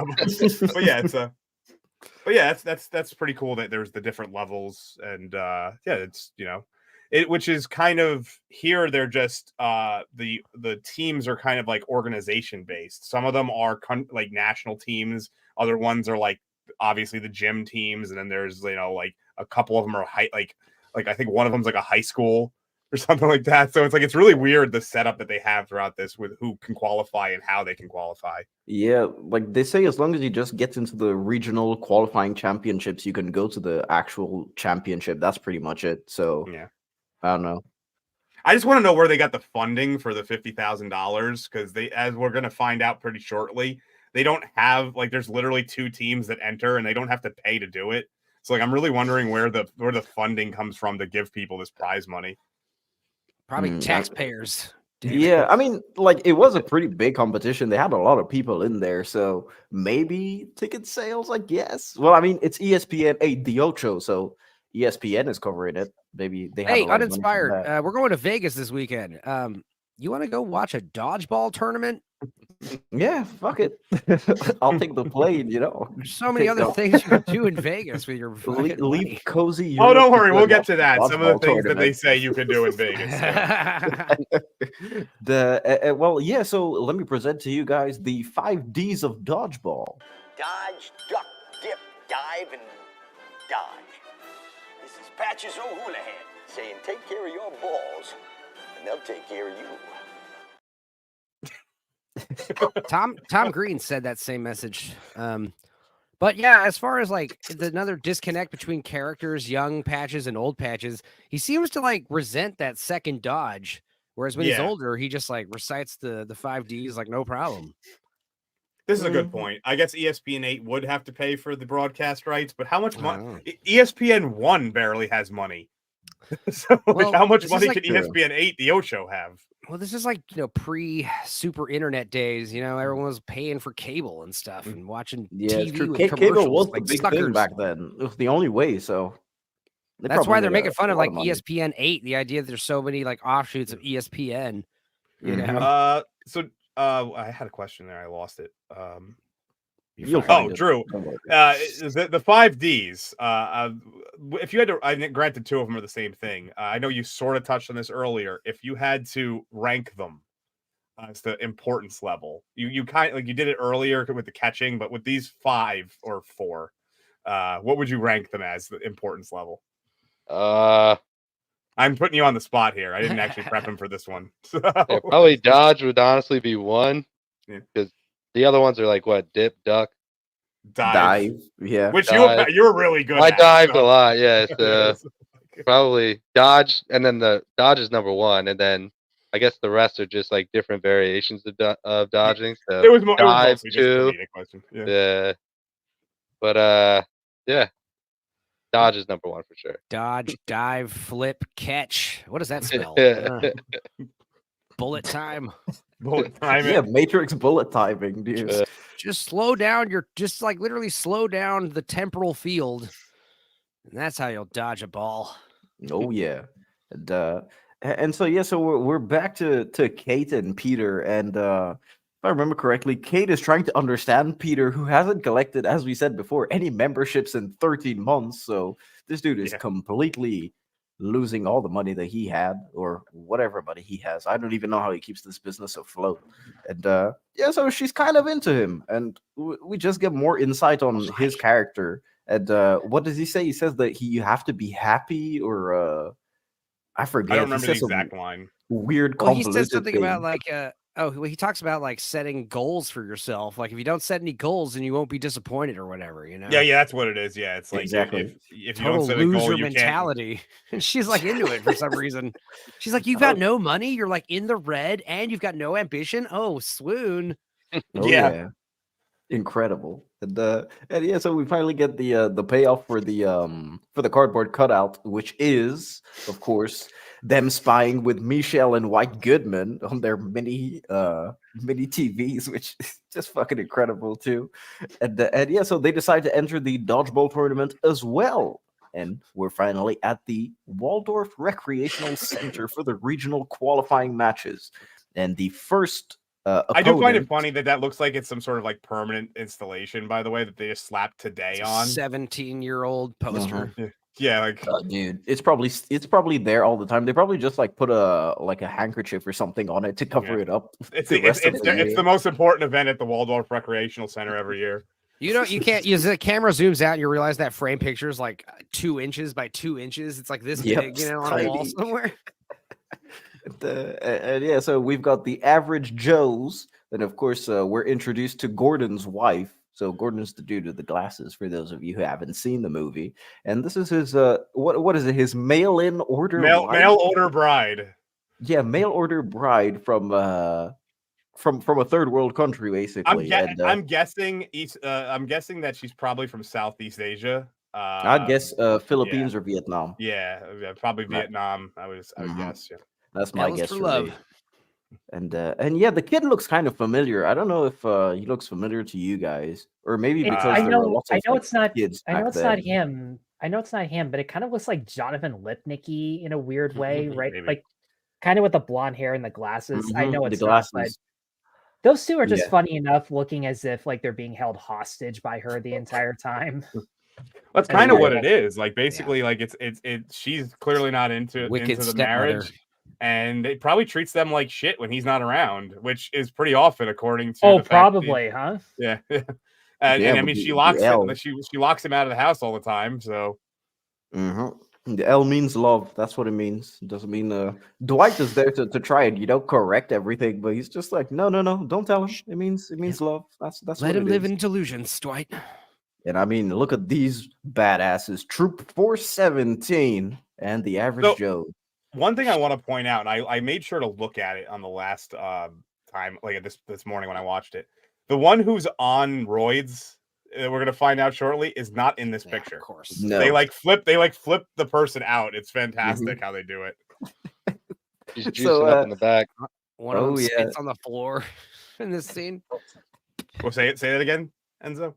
I was saying one of them spits on the floor in this scene. I believe so. Yeah. Mhm, But I yep. love Steve the Pirate's line. He's like, "Car, we be playing Boy Scouts," Yeah. and it's like Not not exactly. Yeah, well, I mean, one of them is a roided out motherfucker, so I don't know. And so yes, I've got the clip with this one. However, there's no audio because yo, hi to you. Oh, yep, it is. Zax. Well, no, Yeah, actually, I am older. 2 years older than this movie. I just grabbed a actually. random one. RRTNZ is in the house. Who this is mostly inspired by him because he wanted to. Hey. He's always bringing it up. This is a great movie. Stephen Oh Wright. yeah, hey Archie and Zed, and yeah, Zach, have a speedy recovery, man. Too bad you couldn't make it. So next time We'll man. get you on again in the near future, man. Oh, for sure. And yes, I was saying, I have the clip of the basically the damn. What was I about to say? The match. Yes, exactly. match, Sorry. Yeah, but I don't have any audio on it because it was copyrighted. So I mean, yeah, we- they we put can music riff on over it. So yeah, we'll talk Yes. about it as it goes along. Oh yeah. I mean, So would that actually right there, Drew, when he skidded over the line, would that have been a fault or something for him going over the line to grab the ball? Yeah, he would have been out. Oh, yeah, Oh, I wow, noticed that. out. Yeah, Boom. Why would you do that? Oh yeah, Why and would what you about hit a girl? crotch shots? Are you allowed to like give in a crotch shot? Like, Yeah, is there any rules again? Everything's fair game. You can Yeah. hit anybody anywhere. I It's kind of a can douche really move, crotch like shots. hit someone in the face, but sometimes it happens. So, I mean, How bad does it especially hurt at the to get highest level. smacked in the face by a dodgeball at full force? Yeah, a 75-mile-per-hour dodgeball in the face. What does that feel like? Is it gonna make your face a little red? Yeah, the rubber ones they hurt. I got hit on a counter, so I was throwing and I was getting countered at the same time. It hit me in my eye, and I lost vision and half my eye for like half the tournament. So, but luckily it came back. So I was like, You as long as it come back, I didn't care. You went full Rocky 2 in a dodgeball tournament. Like, okay, now I'm not a southpaw anymore. Yeah. Yeah, What to switch it up. you weren't like Steve the Pirate with an actual eye patch, were you? Nah, I shook it off. I just had a red face. Playing dodgeball in like freezing cold, that would suck, man. Like those balls would sting so hard every time they I hit do you. find it funny, by the way, Oh, that yeah. Tyler brought that up. Steve the Pirate constantly takes his eye patch on and off, like throughout the movie. Like, and I think there's points where he flips the side, and it's like you never know where he's gonna wear it. Dude, I generally think that's like continuity problems because at the end of the movie, when they bring in the chest, there's like Deus Ex Machina written on it. But depending on where you're watching, like which scene you're at of them showing the chest, the position of the Deus Ex Machina logo, it changes. It's either in the chest or outside of the chest. Weird. They got two chests. I guess, yeah. So I think it's an actual like. Some might say that continuity two chests problem. is the jackpot. Just saying. But yeah, I did have another question there about the rules. I'm sure it'll come back up in a little bit. But yeah, you did say that they don't drug test though. So like we're just talking about like, which I could speak to that. Yes, there you go. Beaver tranquilizers are way better than horse tranquilizers, kids. 3 separate types of anabolic steroids and a low-grade beaver tranquilizer. I mean, I've competed in a sport for years that isn't regulated by any kind of drug testing organization or anything, and it's pretty intense when you go against dudes who are roided out of their minds. So you know, my nickname was the low grade beaver tranquilizer. Thank you, White. That was really hilarious. So I was waiting to see where that was going. I do love the fact, by the way, like I said it already, this person, I think it's a boy, actually. I think they actually just they didn't like take a girl and slap fake hair. I think it was actually I hope so. I shoulders. could see that. Yeah. And wasn't in that picture. If you scroll back, was not in that picture at all. Like, of course, not even close. Like, I don't even know who they're supposed to be. The middle one, she like transformed to look like a werewolf in the middle of the game. Like if she was in the picture, she'd like her head would be cropped by the aspect ratio. Yeah, like nope, definitely not there. Oh man, so I mean the average Joes win essentially because let me put it this way: there is nothing more sweet than a victory by technicality. There's nothing better. Oh, dude, it's always so cool. And so they go to the Dirty Sanchez bar where they're just chilling, hanging out, and they get interrupted by the Purple Cobras or Globo Gym, and man, we finally get introduced to the Globo Gym team, which are the Purple Cobras. So let me just play the clip. Blade, laser, blazer, Michelle, Fran, Stalinaskevich, Davidovinsky. Dude. The fact that that's Mitzi Pyle to this day, like she's an attractive woman, and Dude, they she's like really attractive, and they really ugly her up. And they even her in real life, she's got like really like withdrawn cheeks, so they like clearly put like prosthetics on her cheeks. They changed her nose around, gave her the teeth, obviously. For years, it took me a long time to realize that that's who that was. Dude, it was only when I was making like because I do the sheet where I put like the character names and the actors, and it was only when I saw like her name and I was like, no way, this is actually her. Dude, I was genuinely surprised. The entire movie, you couldn't even like even if you paid me to try and find out who it was, no. Oh my god. And Enzo's been putting beavers to sleep for decades R- now. RRTNZ, this is also my favorite part of the film. Yes. This is the only part of the movie that got like a legit, like, fucking laugh out loud shit is when this lady kills this random patron in the bar. And yes, she is in Galaxy Quest. She's the female, whatever the aliens are called in that. Galaxy Quest gotta be added to Her this and list, Justin actually. Long from Galaxy Quest. Yeah, Mhm. yeah, they both are. I wouldn't be shocked if that's not a coincidence. Well, Stupenzo, let me just let me Yes! give you what you asked for, man. Show them, friend. That guy might really be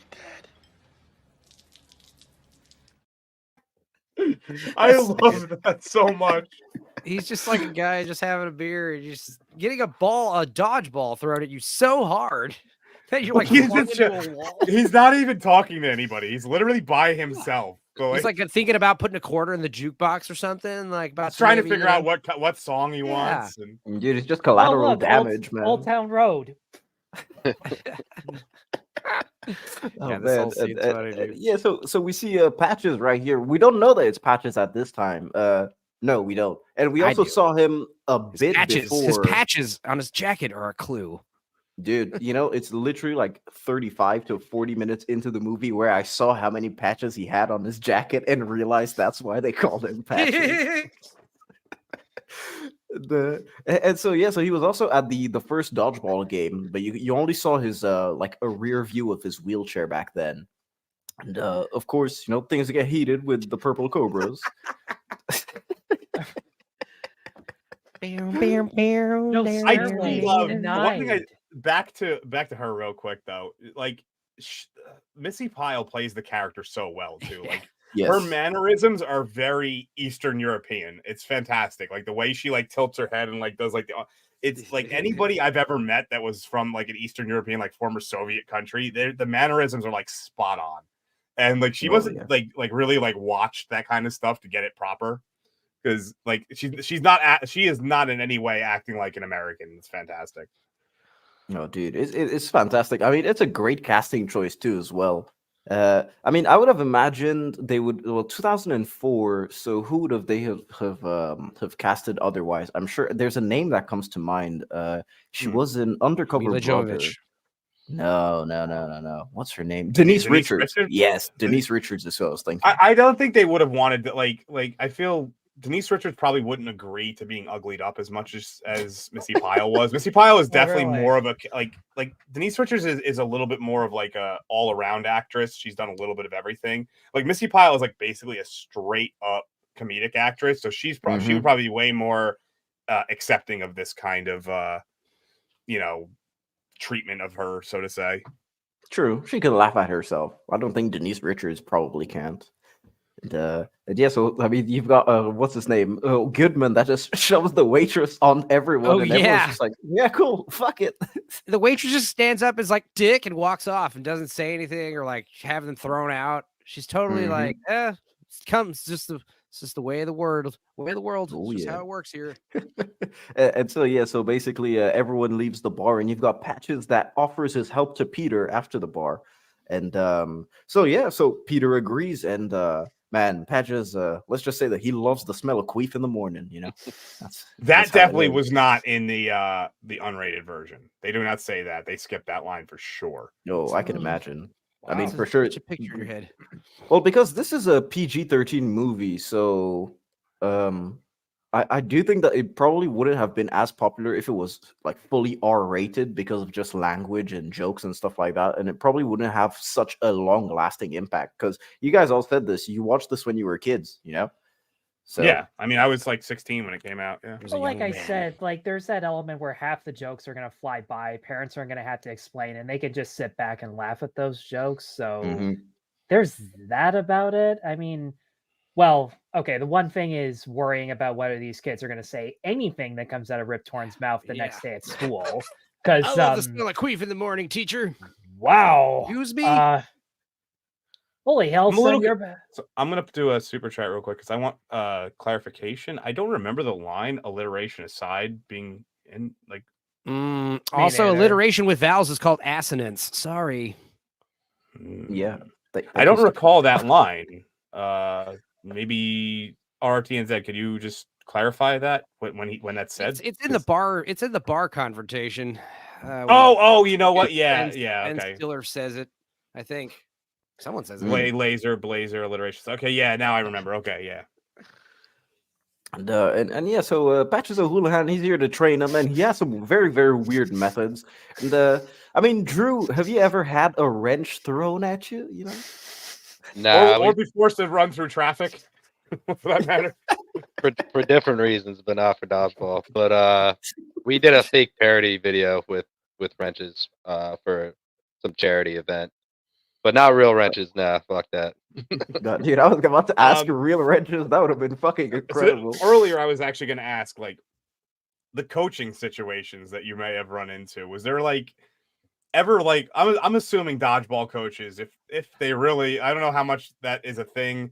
I would assume that they're kind of strange people, though, if that's a thing. So yeah, we just so for most tournaments, it's just like your team captain. It's kind of your coach too, just because dodgeball is still trying to be like a bigger sport. They're trying to eventually get into the Olympics, but it's just taking a while. Nobody takes it serious right now. But for the world tournament, seriously, real big. I can take it super seriously. For the world tournaments, though, we do have coaches for Team USA, and they're awesome. They're really great people, but they're also they're players though too. They get nominated by like everybody from the US that thinks they would be good coaches, so they kind of step in as a coaching role. They're not like retired players or anything like that. It's too new of a sport still. Yeah, okay. Yeah. I would just assume that, like, you know, you're kind of getting whatever you can get with dodgeball coaches, and you probably do get a couple of guys similar to Patches O'Houlihan who have like these crazy like methods or thought processes, but it's like, who are we going to replace them with anyway? Like we had one candidate, we hired him. Yeah. I would love to have a Patches. That'd be hilarious. I'd be cracking up the whole time. Oh, dude, it's weird because like dodgeball, I've never seen it on TV in France or anything like that in terms of actual championships, because I live in France. But however, we did used to play it a lot in PE, you know, at school. And I don't know, it's weird that maybe there is one like a French national dodgeball team. I'm not too sure. However, dodgeball here, it's called Ballot Prisonnier, and if you loosely translate that, it translates to like the prisoner's ball, basically. It's just a weird name. Could have just used dodgeball, man. But yeah, so you've got Patches out here throwing wrenches at everyone, throws Justin in the face. A super chat from Mo Sislak. Mo Sislak is the bartender from Simpsons. Oh, that's his last name. I didn't know that was his last name. For $5 American, real money, people. Those were rubber wrenches, and one actually cut Justin Long's eyebrow. Yeah, this first one that we see. That's probably where he's holding right there. So I timed that well. He said he only did one take, the first take. And it was, for some reason, that first wrench he threw was like made out of a denser rubber than the other ones. And it smacks him right in the eyebrow, and he got a little cut. Your forehead bleeds a lot when you cut. I mean, yes. It's no anybody who surprise. ever watched pro wrestling when they blade it like eyebrow. Yeah. Oh jeez. What do you say, Tyler? I was gonna say it's no real surprise that the wrench was rubber. I remember seeing like the really shitty Farrelly Brothers Three Stooges. There's an ending scene where they like had to give a disclaimer that every time they got hit in the head with something, it was a rubber prop, just to say don't do this at home. So that's not really that big of a shock. The fact that it could actually cause bodily harm, that was a really good factoid, Mo. So thank you for that. How many dumb kids do you think fucking went home and started throwing wrenches at each other after they saw this? Hundreds. Well, idiots. Well, I mean, there's a couple questions I have about some of the other sports that they show in the ESPN 8 The Ocho commercial later. So. I mean, the day after Ryan Gosling saw First Blood, he brought his mom's knife rack to school, and oh my god. Yeah, Ryan the guy Ryan from, Gosling. Yeah, the guy from Drive and Only God Forgives. So make what you will. I mean, he's what are you talking about? That's man. the star of Barbie right there. Ryan that Gosling. too. That too. He's just Ken. That's it. Well, he knows the difference between plastic and the real thing. Guys, Ryan Gosling was the star of the Goosebumps episode "Say Cheese and Die." Okay. Yeah, that get it right. Whatever. And yeah, man, I just love everyone's reactions to seeing Patches throw the wrench at him, and it's like, what the He's fuck? dead. Oh yeah, oh, dude, Have you that- seen They Super? that would definitely kill him. 100% kill him. Have you seen Super with Dwight? What's his name? Rainn Wilson, where he's a superhero. Yes. Yeah. He hits that guy in the head in the movie line with a wrench, and his fucking skull like cracks open, and like that's what really happens when you. Yeah, throw a my wrench at favorite someone. part of Super. I know it's definitely a tangent, but when he's like trying to figure out what his weapon's gonna be, and he literally takes the pipe wrench, and I think he smashes like a ceramic plate or something, and he's like, "Bang, that'll do." My favorite part is when Ellen Page grapes Rainn Wilson. You mean Elliot Anyway. Page? Yeah, sorry. Elliot. Don't use the dead name. You might get. Well, me I mean, wrong. technically, back then, Ellen Page, you can still use No, it. no, if it you doesn't refer work to like it that. as, right? No, You it know doesn't what? work like that. They gotta. In fact, they have to go back and re-edit the movie and change his credit. Anyways, Oh God. Anyways, you know what? Let me play the clip. Let me play the clip. Are you sure that this is completely necessary? Is it necessary for me to drink my own urine? But I do it anyway because it's sterile and I like the taste. Okay. You know, I think I've literally used that clip multiple times. In yeah, videos. I think that's the most quoted line in the entire movie. I can attest to that. Really? I've never heard it before, man. No, in his Ray introduction video essay, he slipped that one in. Oh, dude. Yeah, it's true. Now that you tell me that, yeah, it's true. Well, Dark Hour. well, hey, listening and staring at his footage for like hours on end for days, you pick up a few things. The reason why he likes the taste of his own urine is because he's diabetic. What? When you're diabetic, your urine is extra sugary. You can taste like sweet urine. Your urine is sweet. How the fuck do you know this? Was Rip Torn actually diabetic, or was it like? No, but it would explain maybe why he's in a wheelchair. You are taking a lot of liberties at this. Oh, exact dude, moment. yeah, this is like You're adding this is canon that head we didn't even canon. realize. Trying to Head do canon, a transformative film analysis here, guys. Yeah, well, we're talking about guys who get repeatedly hit in the head and the crotch, and no matter how hit many in the head and the head. Well, and it's no like matter Tyler said, how many, yeah. and no matter how many times they get hit in the head and the head, it's somehow just as, if not more, funny every single time. And for the life of me, I couldn't figure out why. And then somebody brought up like the Tom Green reference, and then it like hit me. The reason you laugh at this nonstop is kind of the reason you laugh at Jackass nonstop. For one, it's them actually doing the stunt, and they're doing it in one shot. So like, the fact that they're actually committing to the physicality makes it all the more funny. Oh, there you go. Yeah. There you go. Diabetes and Dodge. Other people's that's pain is always funny, and like Tyler said, like this is one of those movies where you have the jokes and you just kind of write a plot around the jokes, you know, which is like physical slapstick humor. Drew, when you guys are like training, do you do similar things? Can you play that clip one more time, Uninspired? Like this not that one, not that clip, the one before. No, you can keep playing. That's still funny. Okay, this, yeah. Like I forget what they call those things. The like that you feed the ball into, but thingies. Yeah, it's like picture thing. Yeah, like is that like stuff you guys would do, like just launch balls like at somebody like high speed multiple times, just try to catch as many, or like is it like what is a typical training session for a dodgeball team? I mean, obviously you guys play, but like there's got to be other things to it. Yeah, we do like scrimmages mostly, but there's like accuracy tests and stuff like that, and then having someone throw at you while you're so one thing is we wear knee pads when we play too, because it just makes it easier to compete. Like we're sliding around, drop the knees and stuff. So when I first went out, the first time I went out to a serious tournament, I was like, why is everybody wearing knee pads? And I quickly found out why. It just makes you a better player. So you want to get low to make the catches, obviously, too. It's easy to catch. I call it the breadbasket, but you don't want to be reaching to try and make catches in dodgeball. So just focusing on catching, like catching drills where people are throwing at you. 2-on-1s, too. So a big thing is if someone's blocking, using a ball to block, you want to put 2 balls on them at the same time. That way it's easier to not get caught, but at the same time, it's easier to hit the person, though, too.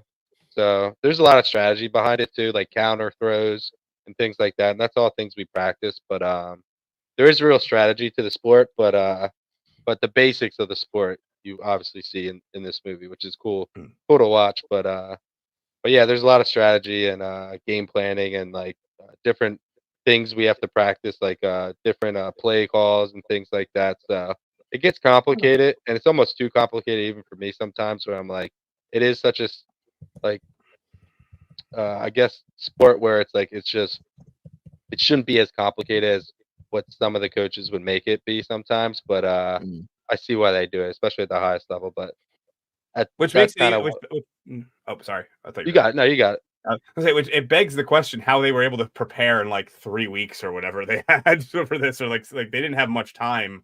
So Yeah. and they would definitely be injured from having wrenches thrown at them constantly or being hit by cars. You'd lose. There you go. You'd be like, well, Yeah. he can't play anymore. He's got a broken thorax. Whatever. Oh, yeah, half of them are dead by now. Crush Steve's ocular socket right there. Yeah. Again. I'm guessing that this is more like what it actually would be like yeah, like suicide drills and stuff. Shuttle sprints to like grab the No ball. fatties like on your dodgeball team because like they're easier to hit. They're slower. They got more surface area. Shit. The surface coverage is crazy. Yeah. But yeah, I can imagine, as you said before, I can imagine that there's also a lot of Badass sitting pants. down and just training and trying to learn all the tactics, like an actual classroom. Oh my god. Yeah, like the play calls for sure, where it took a little bit to get used to, but we didn't have like too many where it was like overwhelming, but there's like code word stuff. Look so. at tall ass Vince Vaughn trying to fit in one of those kids' desks. I never noticed. I never really looked at that before. They're all Wow, so that's uncomfortable. Oh, dude, the rest of them are man spreading. uncomfortable. Is that a stereotype? Dwight sleeping? Anyway, I mean, his that would skull's have about been to me. get cracked That open. would have been me 100% in this instance. He's about to receive a fatal blow. Like seriously, like throwing a wrench Yes, right at the yes. top of your fucking cranium. Especially he's bald, so that just like no There's no hair padding at protection all. whatsoever. You're gonna fucking it's gonna hurt, and then like a few minutes later, you're gonna be like, I have a headache, and everyone's gonna look at you and be like, oh my god, and your eyes are all swollen, your ears are bleeding, you're like, Anyway. They did train a lot for this movie, so it's very tragic that it was all in the special features and commentary. All sore. All these actors. Yeah, having to I mean, work out. when it comes to like, I mean, getting they could have played around with it a little bit because this movie is only like 9. Even the unrated 90 extended minutes. edition is only 92 minutes long. Yep. Like, which means they didn't take much out to begin with. So they probably could have put an additional 10 minutes of the training sequences and stuff. It's fine. I mean, they do it more montage style, but they probably could have shown a little bit more about that if they wanted to. On the making of the actor who played Dwight. The actor who played Dwight, as he says, literally, he's like, I bruised both of my hips. It was very hard. It was grueling. I bruised both of my hips. Which is funny because poor baby. He barely has like any lines in the movie. He doesn't really do much in the dodgeball games themselves. Well, he gets hit. That's it. That's pretty much it. Yeah, I think he's the one that jumps the most. Well, they said It's the weird. hardest thing about filming was trying not to flinch when you know you're about to get hit with the ball. Yeah. He it's weird because like later on, obviously I'm jumping a little ahead, but Owen is the one that kind of is made into the manager. Yes. And it's almost like they didn't even need to have Dwight. Like he could have just had, we're a person short. We need this. And like they end up doing like getting Kate to join. Yeah. And like it's like I don't want to say like take the guy out of the movie, but it's like he really didn't add much to it at all. Or you take Dwight and tall nerd guy and combine them into like one character. One character, yeah. Which they kind of were. They both had the same job that they came from. They were always together. Their arguments are like not arguments. They're back and forth. It's mostly self-contained to both of them every time that they're on screen. Tyler, you were saying something? I mean, there were a couple things that came to mind during like that running montage. I'm realizing that Dwight wearing the 13, I'm pretty sure that's actually on his dodgeball outfit jersey, or at least one of them is wearing a 13. I'd be surprised if it wasn't Dwight. So we'll take a look. Just another random thing there. But yeah, you guys brought up probably the main actual problem with the movie is that the side characters are pretty uneven. With a good chunk of them just only have like one or two scenes to really shine all that much. Alan Tudyk as Steve the Pirate, I think, is probably the least utilized because for one, he disappears in the background so much. And he second of all, literally disappears in the movie. Yeah, Like, literally disappears. yeah, the fact that he doesn't even take place in the climax. yeah, was Justin disappointing. Long, by the way, RTN said Justin Long did take a lot of crotch shots and face shots. Yeah, I think Allegedly, he was the best at taking balls to the face, and I'm not trying to be crude or joking. Like literally, he was the best at like not flinching and getting hit in the face with the balls. It also from a character standpoint made the most sense. He's the young one, so like he's and on most top of that, frequently emasculated too. yeah, and he's also very he's like in his career, he's really good at playing the butt of the joke. Always. So yeah. I think those Apple commercials were like the one role he had where he was actually on top of things, just because they found that PC guy who turned out to be an even bigger loser than him. But yeah, like Dwight says mid 2000s black guys. That's why you get rid of the Doesn't he nerdy though? tall guy and have Dwight like kind of take over that role. Absorb that that role. You don't have the tall white guy absorb Dwight because we need some color in the group. Yeah, but then like the whole point of Owen is really that his character ends up like I don't want to get too far ahead, but we'll get to don't it worry, later. we'll get to it. Well, I but, mean, his arc is the exact same as Justin Long's arc, just shorter. Yeah, you're right. Actually, there is a lot of crossover in their like respective arcs. And you could make the argument that that's what strengthens the team dynamic, that they have so much in common, but at the same time, like they're not very unique. Yeah, in movie terms, in terms of like when you're trying to watch the movie and try and break down like the character arcs that they get to, it's like, yeah, I mean, they try and give one to Steve, and then they just abandon it at the end. They're just like, yep, okay, cool. Yeah, like I'm gonna bring up Blues Brothers for the last time, but for a movie that was like jokes first, story second, even those characters were completely separate from one another. Carrie Fisher was the silent but deadly assassin. Aretha Franklin had her own thing about like not having her husband to herself, and Ray Charles allegedly not being blind. Like they all stood out on their own. Even the fucking trumpeter where he's like serving Paul. Oh no, sorry. Stevie Wonder. I almost said serving Paul Rubens, but Paul Rubens was one of the other maitre d's in that. Tudyk being taken out of the movie works a bit. His pirate stick could have been overbearing. But they don't even do anything with it. Yeah, they do the entire movie, but that's pretty much it. Like it's just You could have had him with one-liners. You could have had him with a sword deflating dodgeballs in the middle of the air, and even if he got disqualified, that would have been fucking funny. He could have like thought he was like a monk or a Jedi or a Dude, he could have popped up with a mummy. cannon and just like launched dodgeballs from a cannon. That would have been pretty Stupenza. cool. What? How about that? You combine his character with Buck Swope from Boogie Nights, and he just keeps changing what he is throughout the movie. It's like, oh, the pirate look's coming back. Like it's like next thing he's a cowboy. Shit. There you go. Dude, and yeah, so I just wanted to point out that on like the still that I have where they're crossing the street, there's a massive sign on there, just like no crossing the street. It's like, yep, fuck it. And yeah, so that's it. They continue training and they end up setting up the Gordon getting angry stuff. When he gets hit in the balls, but that doesn't make him angry. So and then we finally get Kate that joins in on the fun, and man, Kate is probably throwing balls as hard as Drew, to be honest, because man, yeah, she this gets is some crazy shit. You have the clip, right? Fuck yeah, I have the clip. Oh.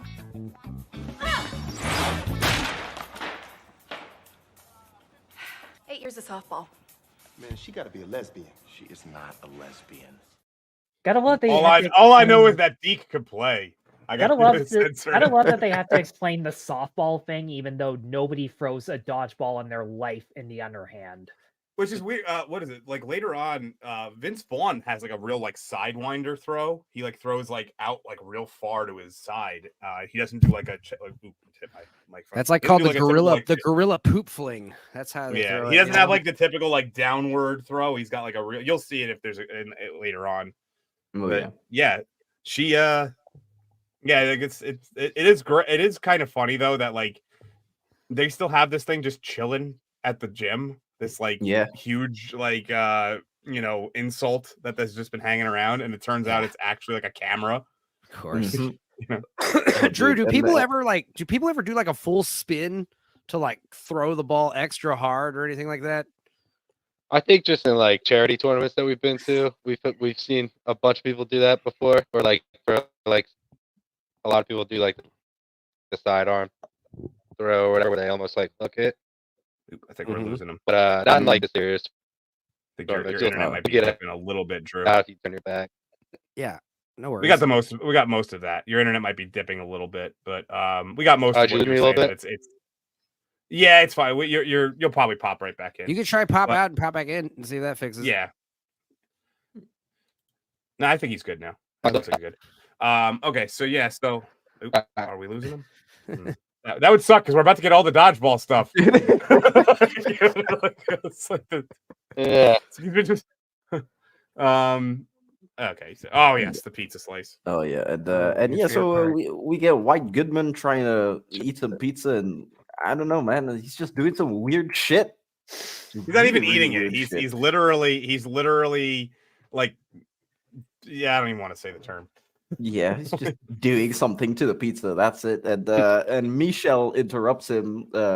I thought I had the slide, but I don't. But yeah, Michelle interrupts him, and he basically says that Kate is trying to join the dodgeball, the Average Joe's dodgeball team. So he decides to go visit Kate. Can you go back?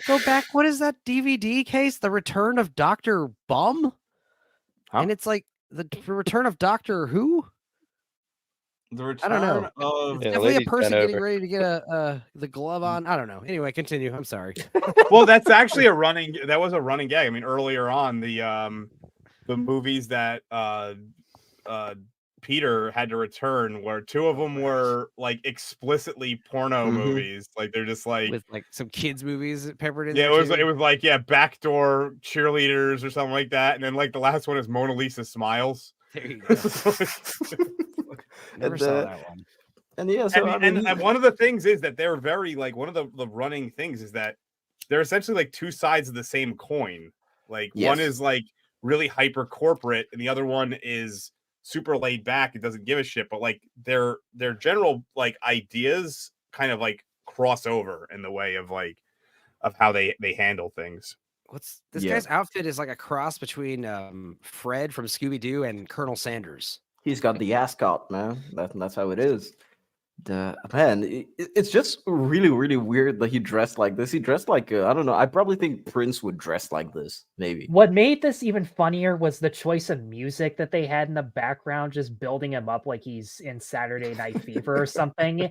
And the fucking way that he walks too. I'm just sitting there going, this is easily the most fun you've ever had acting, isn't it, Stiller? Because God, he yucks it up so much. It's insane. Dude, he probably hired himself for the role. He's the executive producer, so he was just there's no doubt.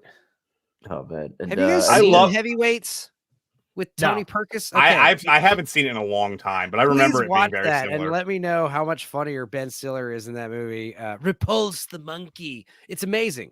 But yeah, I like how he like fired her. Drunken Husky. Here it is. These were the movies: Drunken Huskies 2, Backdoor Patrol, and Mona Lisa Smile. I didn't see the second two. But that's a lie.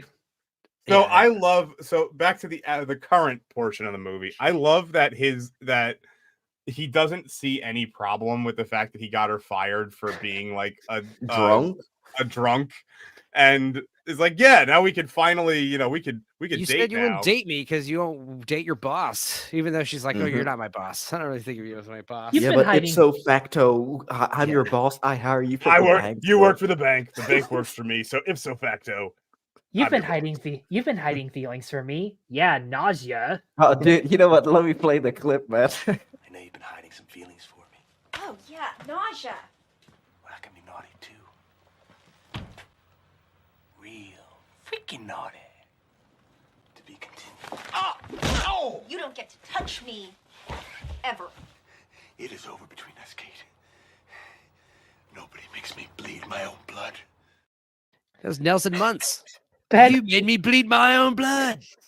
That slide right there has got to be one of the funniest exits I've ever seen. Yes. Like when he snapped and he shows up on a fucking moped. What's funny about it is like, what would have happened if she said, yeah, let's go out on a date. Take me out.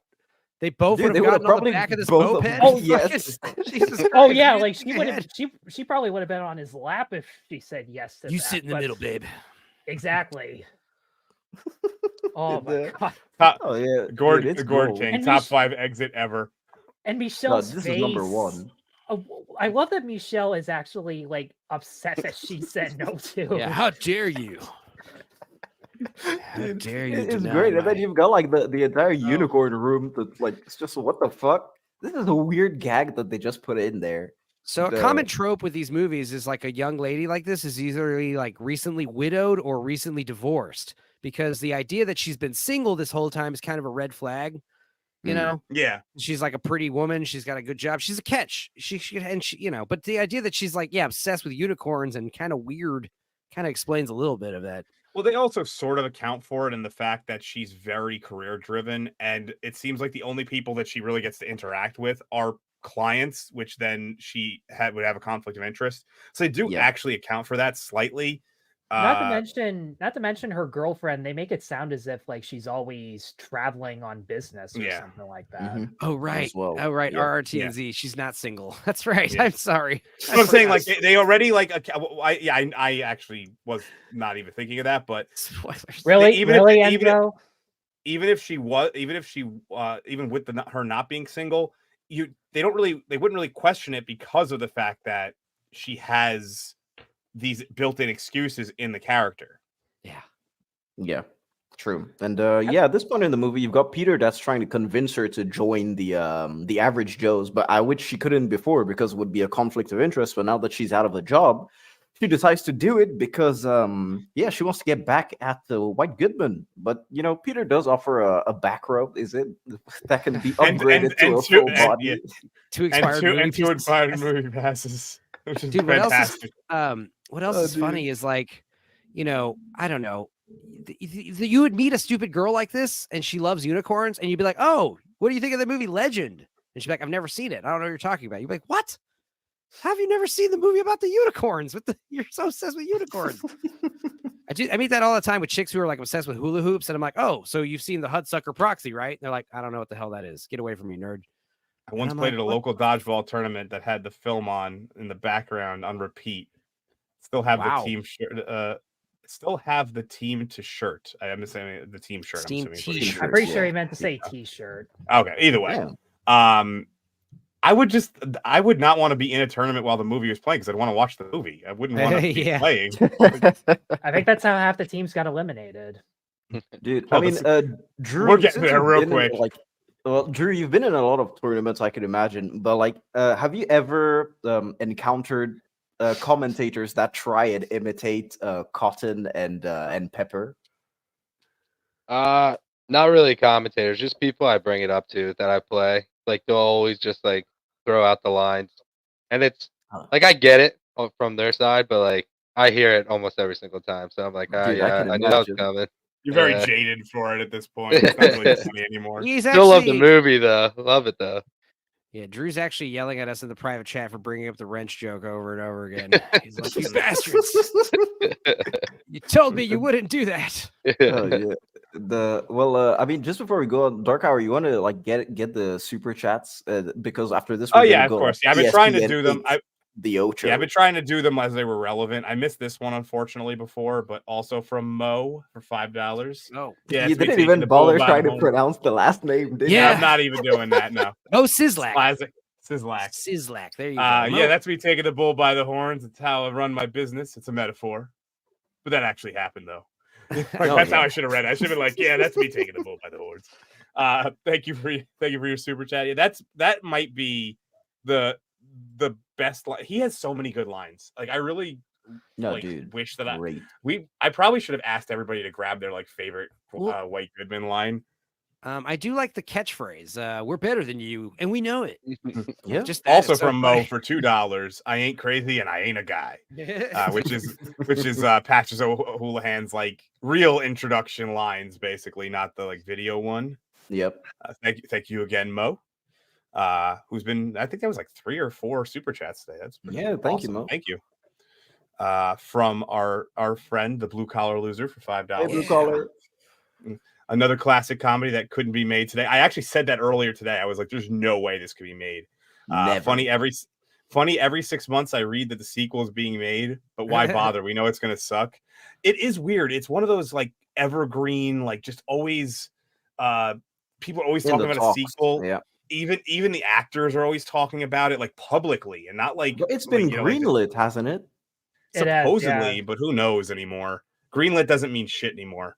Yeah, that's why I call it evergreen. It's greenlit, but it's never being produced. And then there's been a post as early, like as recent as June 20th, that's talking about like Dodgeball 2. They said that it might be released in 2026. I have no fucking idea. Why would it take that long though? Yeah, it's a Dodgeball movie. Yeah, you would think that if they were going to do it, they would want it out like next year to be like the 20th anniversary of it or something. But which is was actually one of the running gags I had while putting this together. Is it like I could have waited till next year for this, but fuck it, it's too good of a movie to wait. I mean, they also did the Omaze. I don't know if you guys are familiar with the Omaze and what they do. They did the Omaze thing. Yeah.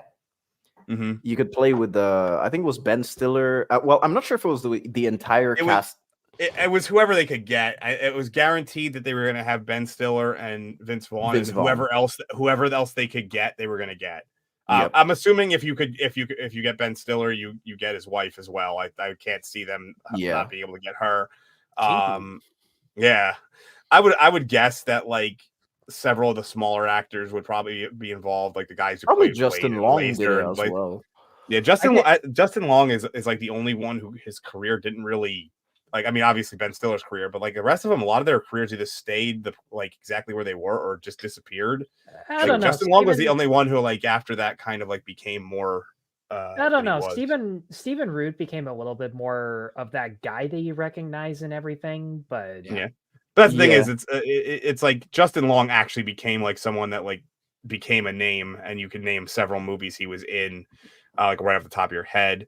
Yeah, like a lot, like well, if you're a Kevin Smith guy, maybe, but like Vince Vaughn's career pretty much stayed exactly where it was for the most part. He did like Wedding he's Crashers still sort of an underground dude, even till like today. he still does. Yeah, I mean Ben Stiller is essentially Hollywood royalty. His family's been in forever, so. But yeah, and one more super chat from the inspiration of this particular stream, RRTNZ, for 10 New Zealand dollars. I'll accept that as real money because it has the same dollar symbol. That's Peter Jackson money, man. Peter Jackson money. I'm sure. A bit late. Glad I haven't missed my favorite comedy exchange, the greatest cameo in history. This film is a lot smarter than it looked. I agree with that. It's both parody of a sports film and critique of comedy tropes. I agree with everything he just said. Yep. Like that's 100%. Thank you for not only the super chat, but the inspiration for the stream there. Yeah. Did you talk about the Hasselhoff cameo or the Norris cameo? There's like 7 great cameos. Lance Armstrong cameo. A lot of cameos. They really, if there's one thing you could say about this movie, they used cameos really well. Yes. Mm-hmm. And all right, well, I guess it's time for ESPN 8, The Ocho. Let's head to Las Vegas, ladies and gentlemen. Las Vegas, a city built upon sand, broken dreams, a city where you can get a happy ending, but only if you pay a little extra. It's the Las Vegas International Dodgeball, open here on ESPN 8, The Ocho. If it's almost a sport, we've got it here. Nobody actually saw it backstage, but as they said, well, you get a happy ending, but only pay a little extra. I went. So it's like, it's time to separate the wheat from the chaff, the men from the boys, the awkwardly feminine from the possibly Canadian. Which is why I'm so upset that Zax isn't on the panel. I would have loved that line with Zax. Tyler's Canadian. Oh yeah, Tyler, you are Canadian. I forgot about it. I always think of him as American. There's so many Canadians out in this YouTube sphere with us. It's fun. Yeah. We love y'all. I'm Tyler, are you the awkward? Are you the awkwardly feminine or possibly Canadian? Which one are you? Apparently, it's the possibly Canadian. Well, gee, that's a really tough question there, but yeah, this is when the movie just, in my opinion, goes into the like nonstop joke gear. And because Cotton McKnight and Pepper Brooks are fantastic. I mean, it helps that it's Jason Bateman who yes. could read the ingredients off of like a shampoo bottle and it would be hilarious. It's just I like him. I love Jason. Oh, I Bateman. love Jason Bateman. I think he's funny as fuck. He's grown on me with Ozark, but I mean, I'll give him this. Like, much like Ben Stiller, I think he's funnier when he's a douche as opposed to a loser, because when he has to be the loser, I can't take him seriously. Oh, dude, I love him in Horrible Bosses 1 and 2. I think he's Horrible great. Bosses is one of those very underrated comedies. This is like one of the few times where he's like playing like something outside of his wheelhouse, though. You know, he's look. I mean, he's said it before. He hadn't really, at this point of his career, he hadn't really found that like typecast yet. They had put because he did this. He did that really shitty movie. Where else does he play like a zany character? He played Bad Words, maybe. Oh, yeah, he's a giant dick in that Bad one. Words, Yeah, I love Bad exactly. Words. Yeah, I love Bad Words. Yeah, he was also in that movie. Identity Thief. Yeah, what was that movie where it was him and the guy from Scrubs, where he played like a paralyzed guy, but he wasn't really paralyzed. It was like the X or whatever. It was like, and that was like he hadn't really found that, specific yet. Now he's kind of he plays, like you said, like Jay Goodwin said, he plays himself in a lot of things, which I don't mind necessarily, as long as the writing works for that kind of thing. I'm okay with it. Man, for sure. I love him in Arrested Development as well, man. It's like one of my favorites. But I love that the sports they show in the intro for ESPN 8. One is like flaming soccer, which wasn't in that. Squirrel skiing or squirrel water skiing. And then if you look really closely, the guys are whipping each other with snakes. Is that what that was? Like, yes, I can tell. Yeah. Surely some Turkish oil wrestling or something like that, but no, it's like snakes. Because if you watch and listen closely as they whip, you hear the hissing. It's funny. One of the first Enzo streams I did, he was showing like extreme ironing or whatever, and I could totally picture that being in that montage. Yeah, they're like ironing, going down a fucking river and shit. It's so stupid. It's real. We're not making this up, folks. Like, it's somehow a real thing. Dude, and man, I've got the 88. I do remember Justin Long in Tusk. Yeah, Justin Long in Tusk. Yep, it's good. Tusk is actually, as much as I don't like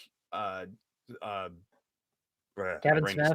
Kevin Smith, yeah, Kevin Smith. I've been able to remove him from my brain. As much as I don't like Kevin Smith anymore, I didn't dislike Tusk. I actually thought it was like funny in like the most ridiculous, silly way possible. When they revealed that Walrus Man, me and my friend Lena were watching it, and we were legit like full-throated screaming. Like just like that. It was crazy, dude. But yeah, so we're here at the International Dodgeball Open. We have I got some teams. Yeah, I got the MILFs. MILFs. I love if you look at the logos. I catch a new one every time I watch this movie. Eye on the prize, kid. Eye on the prize. The moose knuckles. Got the moose knuckles. It's beautiful. The she mullets. Wedgies. Oh yeah. Which and then of course. Before we go on, Drew, what is the weirdest team name you ever encountered? You can take a minute to think about it if you need to. All right. Yeah, you MILFs up here. And MILFs for now. Yeah. I one of my favorites. I'm not sure if we'll actually see it in your slides. I didn't get that far in the slides before, but if you look, the Kamikazes, their logo is actually it's the Miyagi-Do symbol. Really? Yeah, it is. Wow. Oh, dude, so it was one of those. I guess it was one of those like referential things that they did. Bashers, probably. Brass knuckles. We've got the moose knuckles. Moose knuckles. No, they're spleen mashers. Spleen mashers. That's one of the teams. I didn't even realize their fucking horns were. There's the lambs. The lamb does what? Just zoom in as best you can. The best I can. Yeah, it's pretty close. The Colts, the Claws, the Hurricanes. Let's see. One just looks like a bunch of letters and numbers put together. The Pummelers is a big fist. The Hurricanes, the Las Vegas PD. We know about them. Oh yeah. Yetis, the Yetis, the Hellhounds. Oh yeah. Okay. and then a bunch of other blurry shit. I can't read. Yep. Hey, you know what? My I think I passed the vision test just now. Okay. Yeah, some of these, some of these. The problem is the color, like the font choice, the color of the font choice is it's too bright. The pink. I could have swore I saw one called Doom Balls. That doesn't even make sense. Doom Balls. Yeah, fear the Doom Balls. Oh yeah, but hey, MILFs, ladies and gentlemen. I wish they would have shown that to you. Dude, same. I was like, what the fuck? I was so disappointed when they didn't show them. Punchers. And yeah, so we've got the. Before we move on, Drew, did you think of a funny team name? Yeah, He-Man Woman Haters was good, and throwback. right after the earthquake in Haiti, there's a team called Haiti Be Shaken. So that was kind of. I almost Those did a are two spit good take there, ones. man. What was their theme song? Waving Flag? Jesus. Haiti Be Shaken. That's actually, dude. Oh god. What can I say? I'm sorry, Jay. Listen, this movie was ahead of its time. I mean, hey, it was very diverse. Very diverse. This movie. I mean, just look more at like at just the look at end the of a teams. time. Yeah. To Team Blitzkrieg, that's what it's written. Noam Knock 'em dead. something. Knock 'em Knock dead. 'em dead. There you David go. Knock 'em dead. Hasselhoff.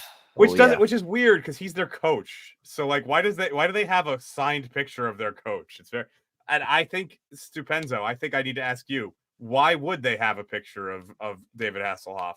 I mean, don't you? Yeah, it's the Hoff, man. Well, no, I mean, I figured you'd like to make the Norm Macdonald reference, but you clearly missed off on that one. No, yeah, Germans love David Hasselhoff. I was gonna say I can remember. I've memorized the entire David Hasselhoff roast. I could tell you every good burn in that one. Wow! And believe me, there were a shit ton of good ones there. I have a feeling. You know what? You just gave me an idea, Tyler. The day I hit 10,000 subscribers, I'm gonna bring everybody on. We're gonna do a roast of me.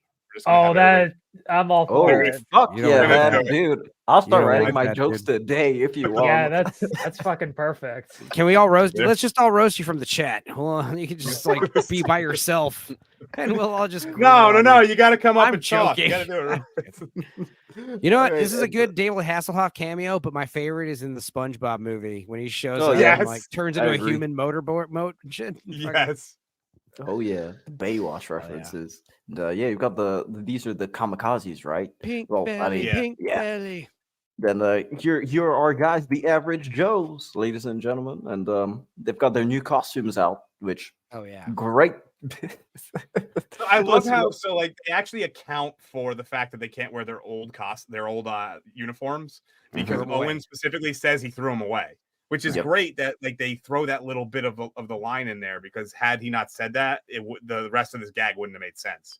Right, but Vince Vaughn is 6'5". Like the odds that like you'd have a fucking leather suit that fits him perfectly. It's like I mean, what? look. Let me play the clip. You'll see what they look like in leather. They don't look that bad.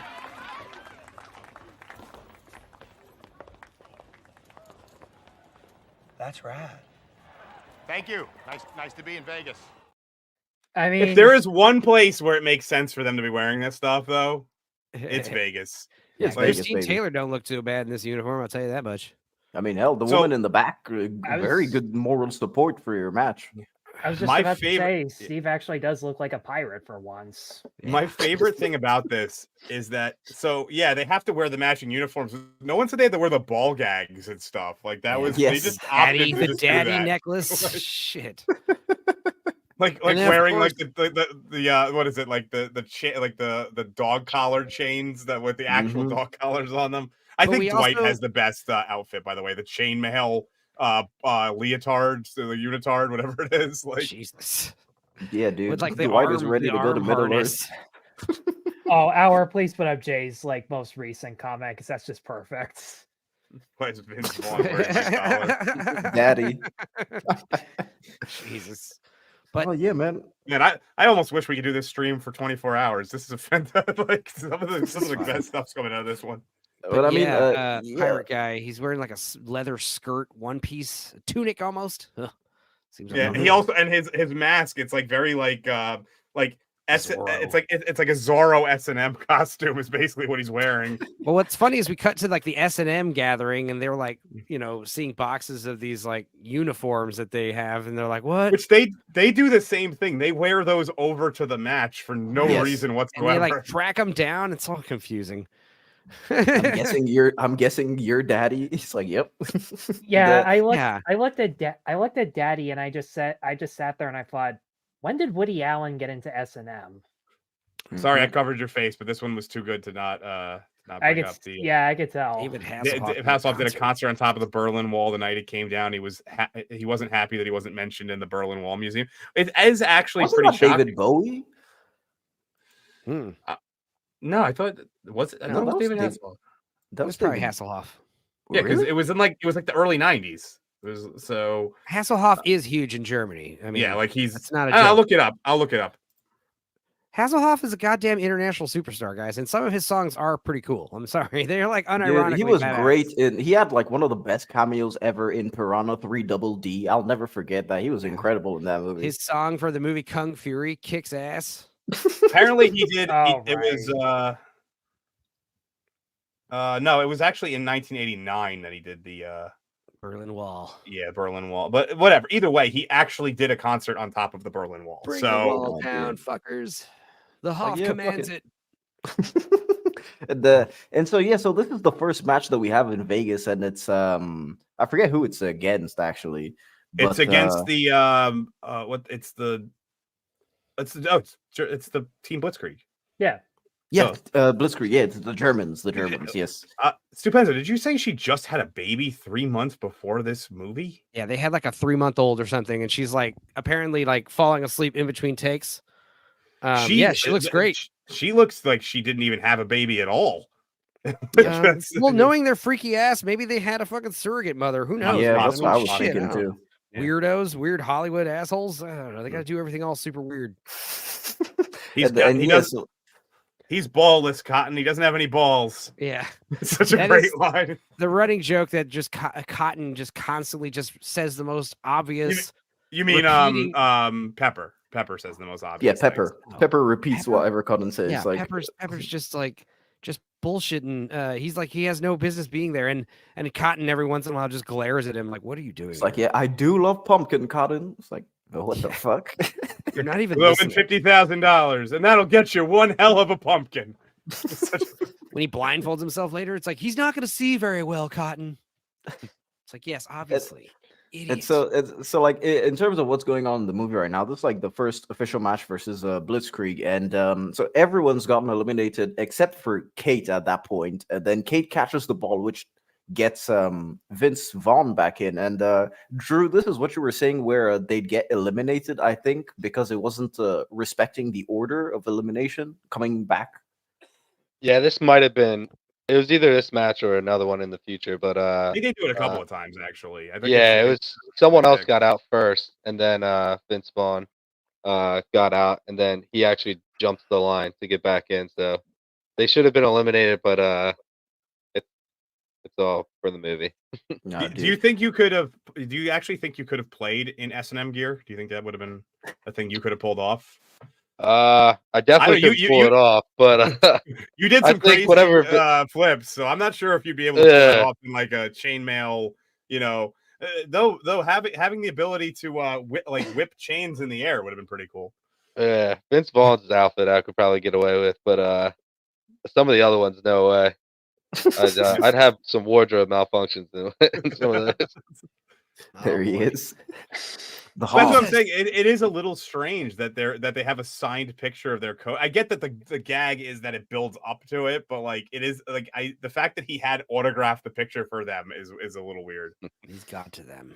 Yeah, I actually thought that this was like I thought this was an imitator of Hasselhoff. I didn't think that it was the actual dude. No, he's definitely leaned into the Germans love him. That thing. could just be the joke that it's supposed to be an impersonator or something. I've seen highlights of his career. That's why I know he didn't play in BDSM gear. Yeah, his cheeseburger video is not one of his highlights.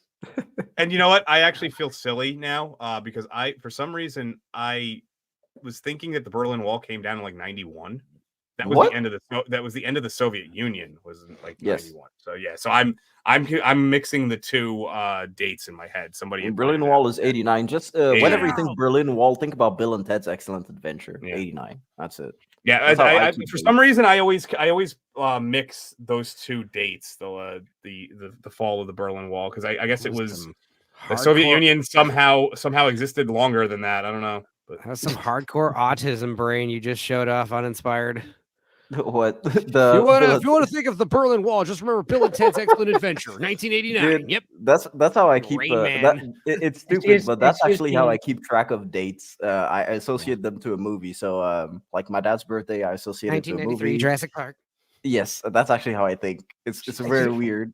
Excuse me, and for fuck's sake. You good, Tyler? No, I was just I don't know what serious. This is exactly what I was talking about. Yeah, for some reason in my mind, I always associate the Berlin Wall with the 91. I don't know why I do that, but I'm just gonna say to Enzo that there's only one autistic brain in this group. Thank you. Dude, we all got the tism, dude. Tyler's like, I get dibs on autism. Damn it. Yeah, I got it first. The tism. Yeah. And so so at this point you've got Patches that gives Peter his scarf because I guess he's got some hookers in the back, they're waiting in this room. It's got stains on it too. It's fantastic. It has when they do the close up of it. I get the close up on it later when he just appears out of nowhere. But after the match, they've got these four roaming around, and they meet Amber, that's coincidentally there for the National Cheerleading Championship. I guess that's what it is. Yeah. I think it'll be the... If you go back, I noticed that like Dwight would wear like a whistle during some of the practice shots. I assumed he was like, but why is he wearing a whistle right now? Does he wear a whistle all the time? Is that his thing? I mean, yeah, man. It's like a grape whistle. It's a cool whistle, man. You never know. You get a free grape whistle. Self-defense whistle. It's literally wears it all the time. Maybe it's true. Yeah, you never know. You never know, man. Look. So at this point, what did they say? They say that Derek might they're going on a roller coaster, and Derek might he's rushing her to get onto the roller coaster. Yep. He'll probably fall out and break every bone in his body. Dwight hurls his he wields his power so recklessly. The fact that he can just will. He can will. Honestly, it's probably the like only line in the whole movie that he has that's like of any kind of consequence. Yeah. Yes. We didn't realize that we had a god amongst us on our team who could just like. Oh, dude! Look at the way he dresses out loud, and it happens. I mean, come on, man. He dresses like basically an off-duty detective. That's the best way I can put that. It's like, he's rocking it, man. I love how like an off-duty noir detective. The ones in the chat for Cheerleader Girl. I looked her up because I wasn't sure if I'd ever seen her in anything. Oh, else. I'd seen her a lot. She's mostly a lot of, television actress, though. She's not in a ton of movies. She's in a lot of TV shows, though, which would explain why I don't see her that much because I don't watch a lot of TV shows. What's her name? Julie Gonzalo, I think that's her name. She's actually like Hispanic. She doesn't look at it at all. Good sign when your boyfriend like fucking glares at you like this when you talk to other men. I remember her from A Cinderella Story, which was actually the same year as Dodgeball. I don't know if you guys have ever seen that one. Yeah, because she did that in Freaky Friday and a couple other weird. I think they were trying to prop her up as like another Lindsay Lohan or Hilary Duff, just to go along with them. But if she pulls that hair back any tighter, dude, I don't know, man. Shit, oh, dude, seems like she gets a lot of stress headaches from that. Well. All our Wikipedia pictures have her without it, and she looks a lot better. Dude, she looks good anyway. I mean, even today, she looks good. I mean, she's Argentinian, so that Latin American blood. A lot of children. I need my stick. I need to send you to horny jail. Go to horny jail. Yeah, bonk. You're getting bonked. We're all getting bonked. All right, so it's day 2. It's the salacious 16, and man.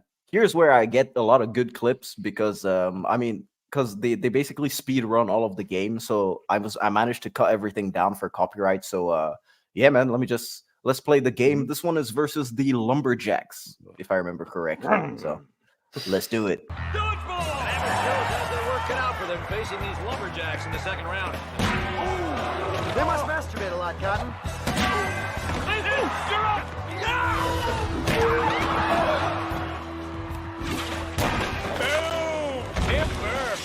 floor nails him. That was the side throw you were talking about before. Yeah, the gorilla arm side throw. Yeah. Well, it looks a lot better than Dwight just going. Yeah. So 2 questions for Drew, actually. So I noticed. So I'm assuming that in the rules you have to be touching the wall before you run. That you have to actually be touching the back wall, or is it just be behind like a line or something? Is there like a way of measuring that? Yeah, behind the line, and then once the whistle goes, and then it's something that's actually different now too that they kind of switched up was you can't go for all the balls. It's the 3 on your right side, and then 3 on the opposite right side for the other team. I guess it was because like people are getting concussions or something. But that was actually the next thing I was going to ask, because Justin Long's character kind of becomes like a pack mule for them. He like goes and grabs like 4 of them, and like runs away. So you actually kind of answered my question ahead of time. You can't really actually do that. Yep. Yeah. Oh, dude, and yeah, so now we've got Globo Gym versus the Kamikazes, and yeah, this is where this is actually probably the closest thing to Drew we've had so far. Yeah, dude, it's funny because I wanted to ask, like, I even put down as notes. I was like, "What's the limits of the physicality? Can you do backflips and shit?" And then before the show, Dark Hour sends me the highlight reel, and I was like, "What the fuck?" You can do backflips, apparently. Apparently, actually, every team was inspired by the Kamikazes, because that's. Oh, dude. But Drew, do you think that it's easier, well, in your experience, do you think that it's easier for people who are shorter or taller for the dodgeball? I'm guessing you would say shorter, but you never know. Say that one more time. You said, is it easier for shorter people or taller people to play? Yeah, exactly. I think shorter for sure. I have a little brother who plays now. I think he's 25, almost 26.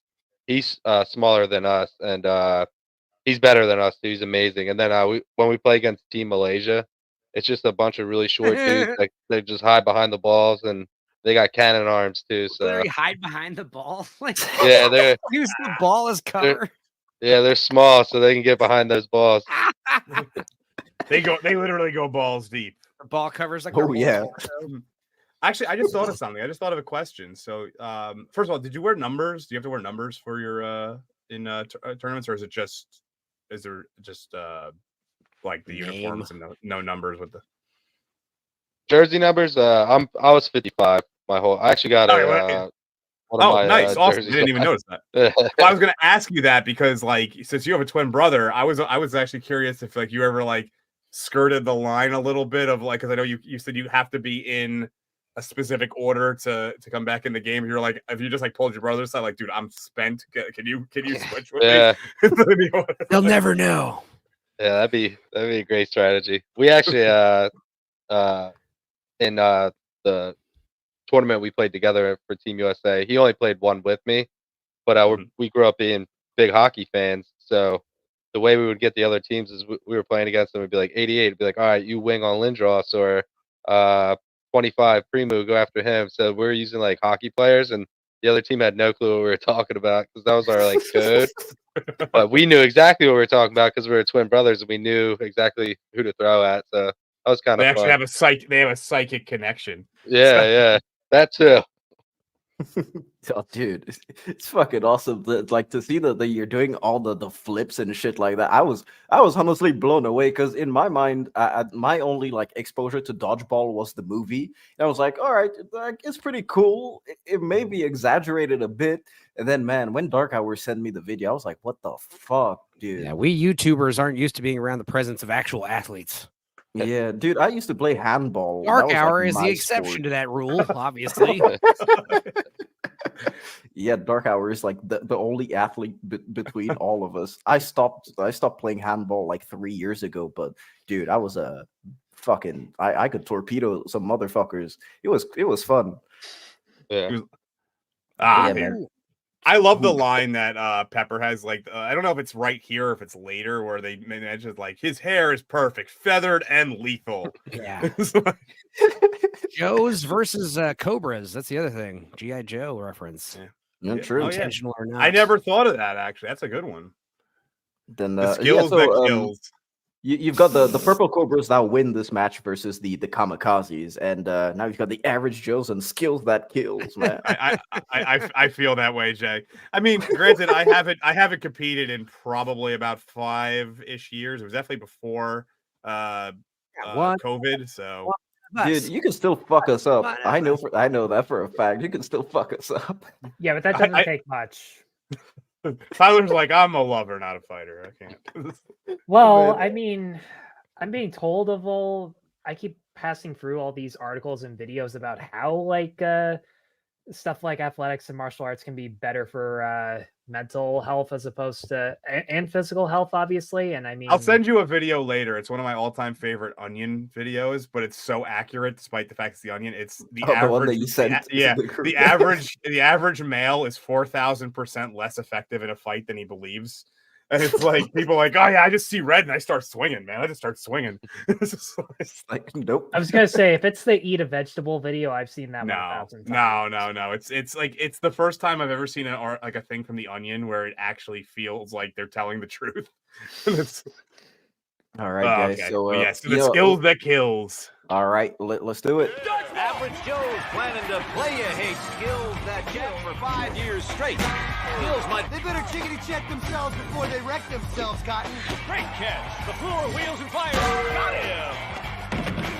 Winner. I love the fact. First of all, they the line like they're being shot.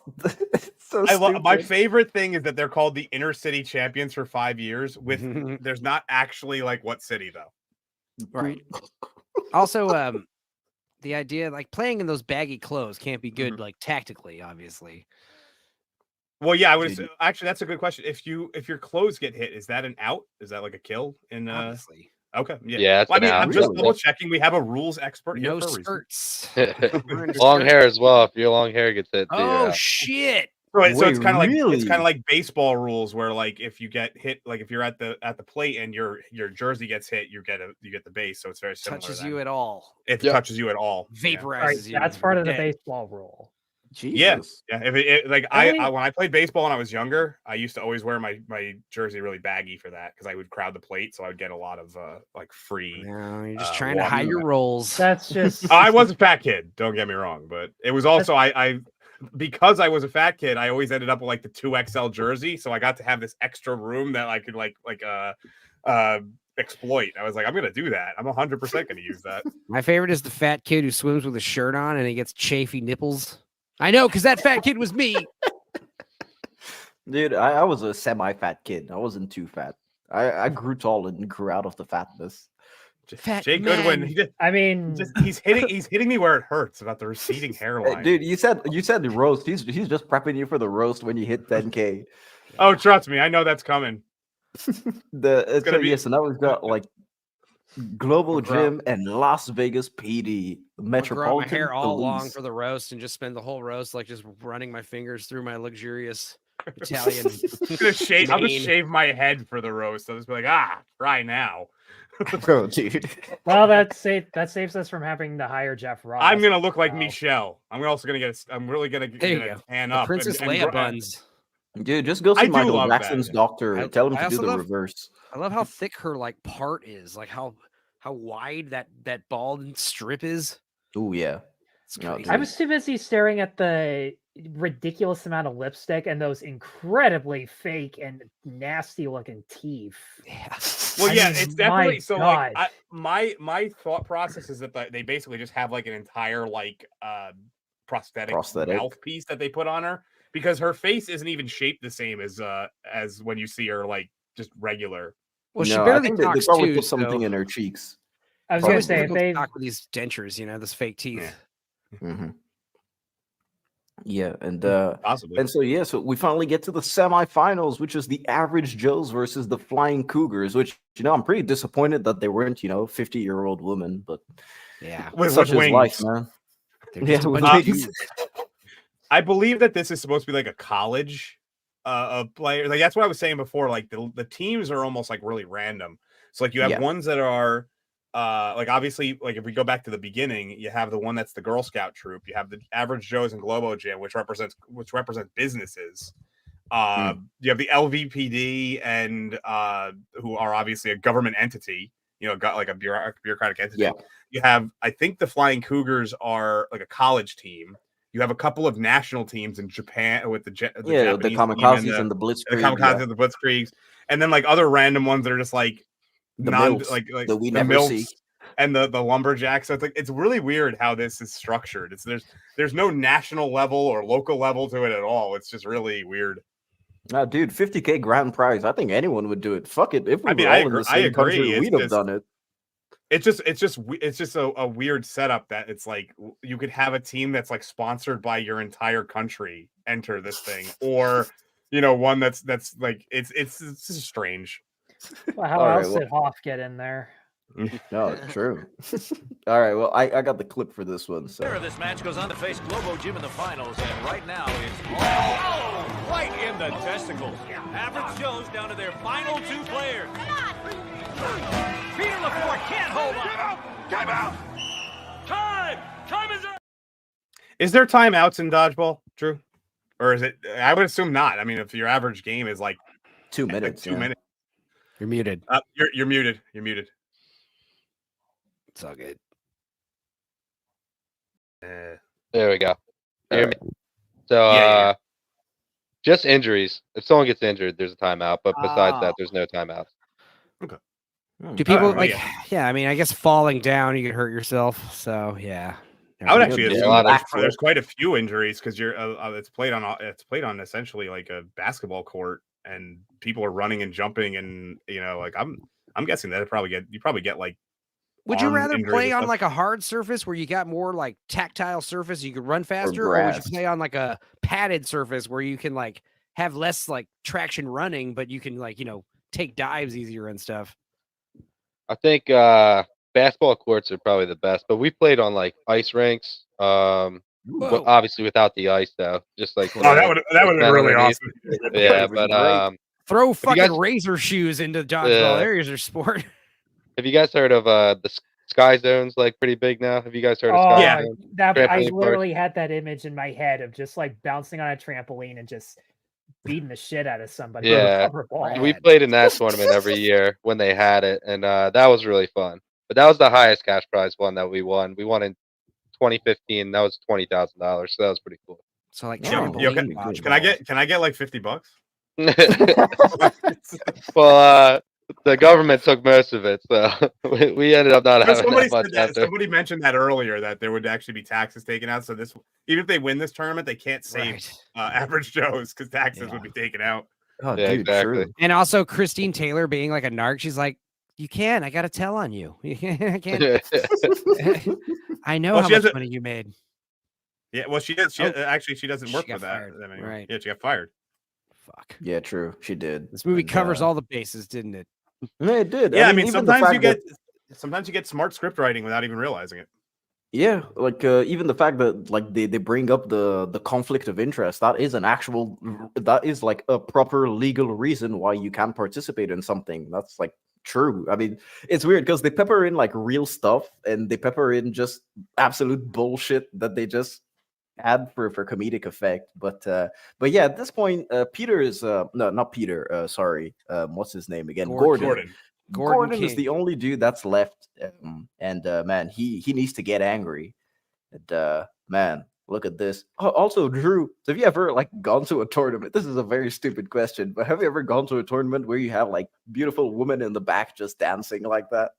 Dude, that is totally not Rip Torn in that wheelchair. Who the fuck is that? I don't think so, honestly. We never had dancers or anything like that. We had like the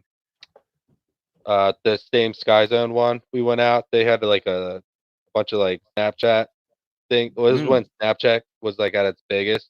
So the rep that was there was like, she was pretty good looking, but that was about it. Did you ever have a situation where it could be you or something like where somebody was the entire team versus an individual and that person won? Have you ever seen that? What is about to happen? Yeah, I've had a couple. My twin brothers have a couple, but there's a lot of people that just like it's with a lot of sports, it's like the clutch gene where it's like you just pull through when you're not supposed to. But it's a great feeling though. It's awesome. It makes you feel Really, really good when you come back from something like that. Yeah, I bet you don't go home alone that night for sure.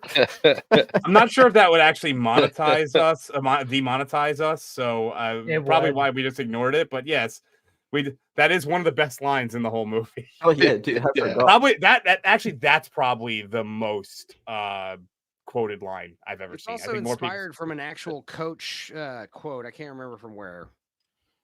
Stunt torn. Sure. I love how you pointed that out, and everybody's now like looking at Rip Torn. Dude, that's why I zoomed in on it because No, it was it's like, definitely yeah, not him. is I'm like, who the definitely hell not is that him. old man? It is not him. Fucking stand-in. It's a random dude. It's like he's only available for a certain number of days, so we'll just put a random old guy in a wheelchair in the jacket, and that's it. Dude, I was even looking at the sponsors that they have, but I don't feel like they added any jokes on the sponsors that like No, the they're- signups. I thought it was just like real stuff. Well, one of the lumber liquidators like sponsors like a lot of like minor small events, so that's pretty accurate actually. In fact, they've done that in a couple of movies. They did it in Kingpin as well, where it was like the lumber liquidators like Vegas you know, bowling open or whatever. So it's like that's a running gag in films that lumber liquidators will put their name on anything. I'm looking Yeah. at the slide, and I can't tell if it's a coincidence that 11 is one side and 9 is on the other. Oh. Yeah. Too soon. Too soon. Zoolander. I'm Canadian. I can get away with Zoolander it. was ruined from that event. The movie. So Ben Stiller is like especially sore about that. Yes, But here's what's interesting. Clearly. Here's some trivia. Patches O'Houlihan says it's like watching a bunch of retards trying to hump a doorknob.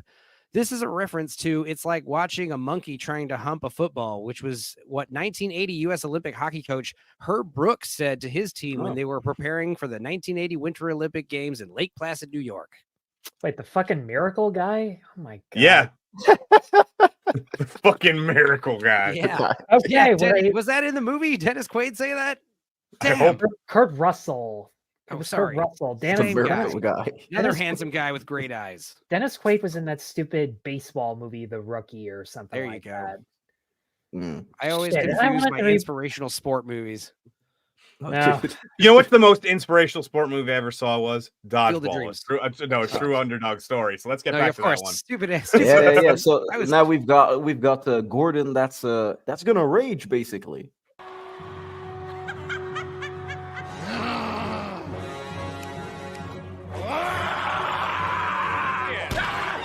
Hang on, and another one. 3. Now it's 4-on-1. Tim is not going down without a fight. He's calling him out.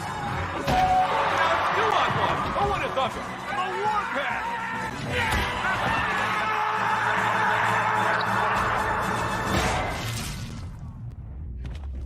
Winner! To this day, that scene makes like the hair on the back of my neck stand up, like in a good way. I'm just like, yeah, fucking get him. Drew, do you know why that last guy was playing with a mouthful of beer? Is that a common thing? He's saving it. He's saving it for later. Saving it? I do like the fact that he like hulks up too. He's like, ah. Yeah. So good. It's like he doesn't catch someone and bring anyone else in to help him. He's like, I got this all myself. Yeah, he's like fuck Brutal it. assault. Oh yeah. It's like, and yeah. he the way he throws it, like it's implied that he's throwing it so hard that they can't even attempt to catch it. Like they're just like up.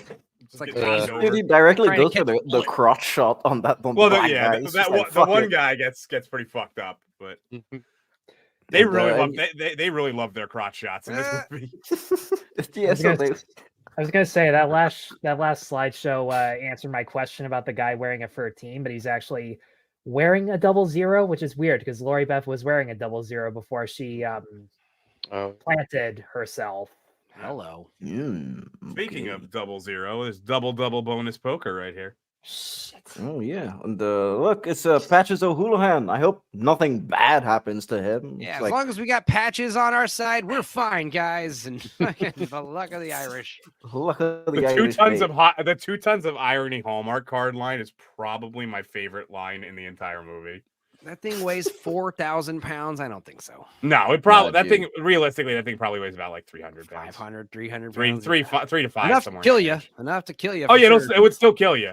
Dude, My how much favorite is thing that is by that European standards, man? I don't know this. well, weird it would you would system subtract it guys by you use. would divide it by 2.3.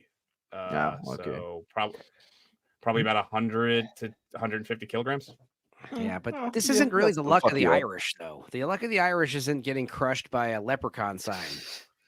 Like, it doesn't mean bad luck. It means you have a really bad life, but you're a great writer, so you can like turn your shitty life into an awesome story. That's what the luck of the Irish is. No joke. Biblioteca. No joke. When I was watching this with my friends as a kid, it didn't even occur to us that he died until Owen goes, "Well, Right. I'm sure that's the way he would have wanted to go out." Right. Dwight My mother is didn't just really like, catch "What?" on. My mother didn't really catch on to the shot as well either. She's like kind of like, "What happened? Who? What?" I was like, "The Well, yeah, Packers because guy, they he's don't. dead." Yeah, they don't really make it super clear that like it They- hit him. They need to Well, they show a couldn't close up of afford the him. feet and the shoes like rolling into the sign, like in the Wicked Witch of the West or the East. Then we'll just say know for for- sure that he's dead. Yeah, like they're just showing his legs. For all we know, they could have had him amputated, and it would have been So a here's funnier show 'cause it wouldn't have here's phased here's the anything. thing about it. It's like a lot of times in most movies you would have a scene like this and then they would cut to like a funeral, but they don't have time to do that because they're playing No, in like no. like the next Very day. So determined. Yeah. And, Yeah, his and corpse so, is yes, like chilling in a morgue the whole time they're winning the competition later. they probably buried him with some hookers or something, man. That was pretty much I have some Live hookers in my What room. hookers would agree to get buried alive with a dead man? Hey, I mean, if you pay him enough, you yeah. Listen, like if I some make the dumb joke, we'll get horse. demonetized, so I won't. I'm But sorry. Donde estás en la biblioteca? Donde está la biblioteca? It's like, yeah, this is where the line comes from, because I always knew it from Deadpool 2. I think they reused it. Ryan Reynolds did. Yeah, anyway. it's become like a running gag that people who are Yeah. pretending to speak Spanish say this specific line, and I think this is Oh, where it that's been started. around. That's been around since the 90s. Yeah, literally when you're learning Spanish, it's one of the first. No, but phrases like you learn. as someone pretending to speak Spanish in a movie that doesn't know how to Yeah. speak it, they say this specific line all the time, and I think this is the first time it happened. True, but I like don't know. don't would ask me. highly Don't doubt ask me why. I saw this like on a clip of Ellen DeGeneres' first sitcom, where the episode literally begins with her announcing that off of a Spanish to English tape, and of course, because it's Ellen, she just had to spell out the English pronunciation and go, "What? I'm brushing up on my English." I'm just going, and you still are. Yay, Ellen DeGeneres, yeah. So I deal with obviously over the course of time I've dealt with a lot of Brazilians, and Oh, right. yeah, and Brazilians, the line that the first sentence that they learn in English is "the book is on the table." So much that it's Really? become like a running. Yeah, it's somewhere in some building somewhere someone was like, "Oh, yeah, this is the line this is the sentence that best encapsulates the English language." And there's actually a song in Brazil called "The Book is on the Table" because they're making fun of it. Donde está la biblioteca was also in Bedazzled before this movie, so maybe that was the first time. No, When he yeah, maybe. realizes he can I mean, speak I don't know. Spanish, like one of the I first speak things he says. Spanish, so like I don't need all of this stuff. It is a and so, weird yeah, sentence for him to say, though. It is, but I mean, they're opening their Globo Gym chains in I forget where it is, Mexico City. Yeah, Mexico City. And so yeah, so what he basically does is he offers Peter, I think it's 100K. That's definitely not 100K. That's probably like 10K, to be honest. No, it with actually you. probably is. I've held like No. $7,000 in cash in like my hand, and it's That's really not over that 100 much. bills. That could easily be over 100 single bills. Well, you need for 100 that you need 1,000 pieces of like so. Yeah, so it could be. Yeah, they are pretty paper thin. Double they that are, stack, man. maybe. Yeah, 1,000 I would bills. prefer to check. 1,000, like a 1,000-page book, is about like that thick, probably, right? True. Plus, we Canadians have like napkins that are thicker than your dollar bills. True story. Yeah, dude. And Well, so our what he does dollar is- bills aren't actually made of paper, though. They're made of cotton. They're made A lot of people- debt. Fair enough. Yeah, The a lot of made people of don't debt know and that about interest. American. Yeah, But wouldn't a lot know of a people thing don't about know that about American currency. It's made of cotton and linen. It's not made of paper. So they burn really. Abolish the easily. Federal Reserve. I think they burn pretty much the same. They pretty much burn the same as paper currency would. It's just it's easier to dye the color that they Yeah, that's Federal true. Reserve, the IRS, the Western Central Bank, they got to go. Anyway, And, back to dodgeball. Yeah, and so at this point you've got White that's trying to bribe him, and he's giving him 100K in exchange for his gym, and that's pretty much it. And we don't know if he takes it or not at this point in time in the movie. But yeah, then you've got Michelle just in the back over there that was stinking up the bathroom because he had digestive issues, I guess. Yeah, and yeah, I do love that. I do love that Peter goes, "Could you close the door for all of our sakes?" It's all that health food, man. Oh, dude, yeah. It's those dehydrated kumquat wraps. Yeah. And so yeah, so you've got Peter that goes back to see everyone, and he's sort of angry, and this is where well, it's what I would call the low point of the film because so Peter's angry. He's just dead, and he even this is the only part of the movie that's actually offensive to me right here. What, this? When he fucking tells it, because it's the only part that was like actually like holy shit, shocking, and a little like oh my god. Oh, when like he you're tells not this a guy, pirate. you're not a fucking pirate. It's the only time you feel sorry for one of the characters. You're like, whoa, that was too that's far. actually true. That's actually true. I mean, do you have the scene from later, Tar, where he's walking down the strip as a pirate? Do you have that? I have a picture. Oh gosh. Okay, then when we get to it, I'll mention what I'm going to say. So yeah, sure. And yeah, so yeah, Peter's just really angry, and he decides to leave. But everyone else decides to go in their rooms because of how angry Peter is, except for what's this guy's name again? Owen. Yeah. Because Owen just sees Fran, and man, they hit it off a bit. You know, Fran Skolanoskevich something. Fran Stelanatovich. Well, it's like Max said, you see that woman. Yeah, you see that woman, and you're like, dude, she passes the brown bag test. Like, I mean, she got a great body. Like. Dude, you wrote that in the chat. You didn't need to say it out loud. Right, but you'd see her from the back. You'd see her from the back, and then she'd turn around, and you'd be like, oh, but then you'd still be like, still would. Oh my god. Beauty's only skin deep, guys. Okay. So there's this scene is probably the one that makes the least sense in this movie to me. So he's walking down the strip in Las Vegas dressed as a pirate, and he's literally getting like accosted by people and shit thrown at him. He wouldn't even be the only person within 20 feet of himself that's dressed as a pirate in Las Vegas. It's Las Vegas. Like exactly. there would be like 20 pirates at that moment walking around there. Like this scene just never made sense to me. I get why they did it, but it doesn't make any sense.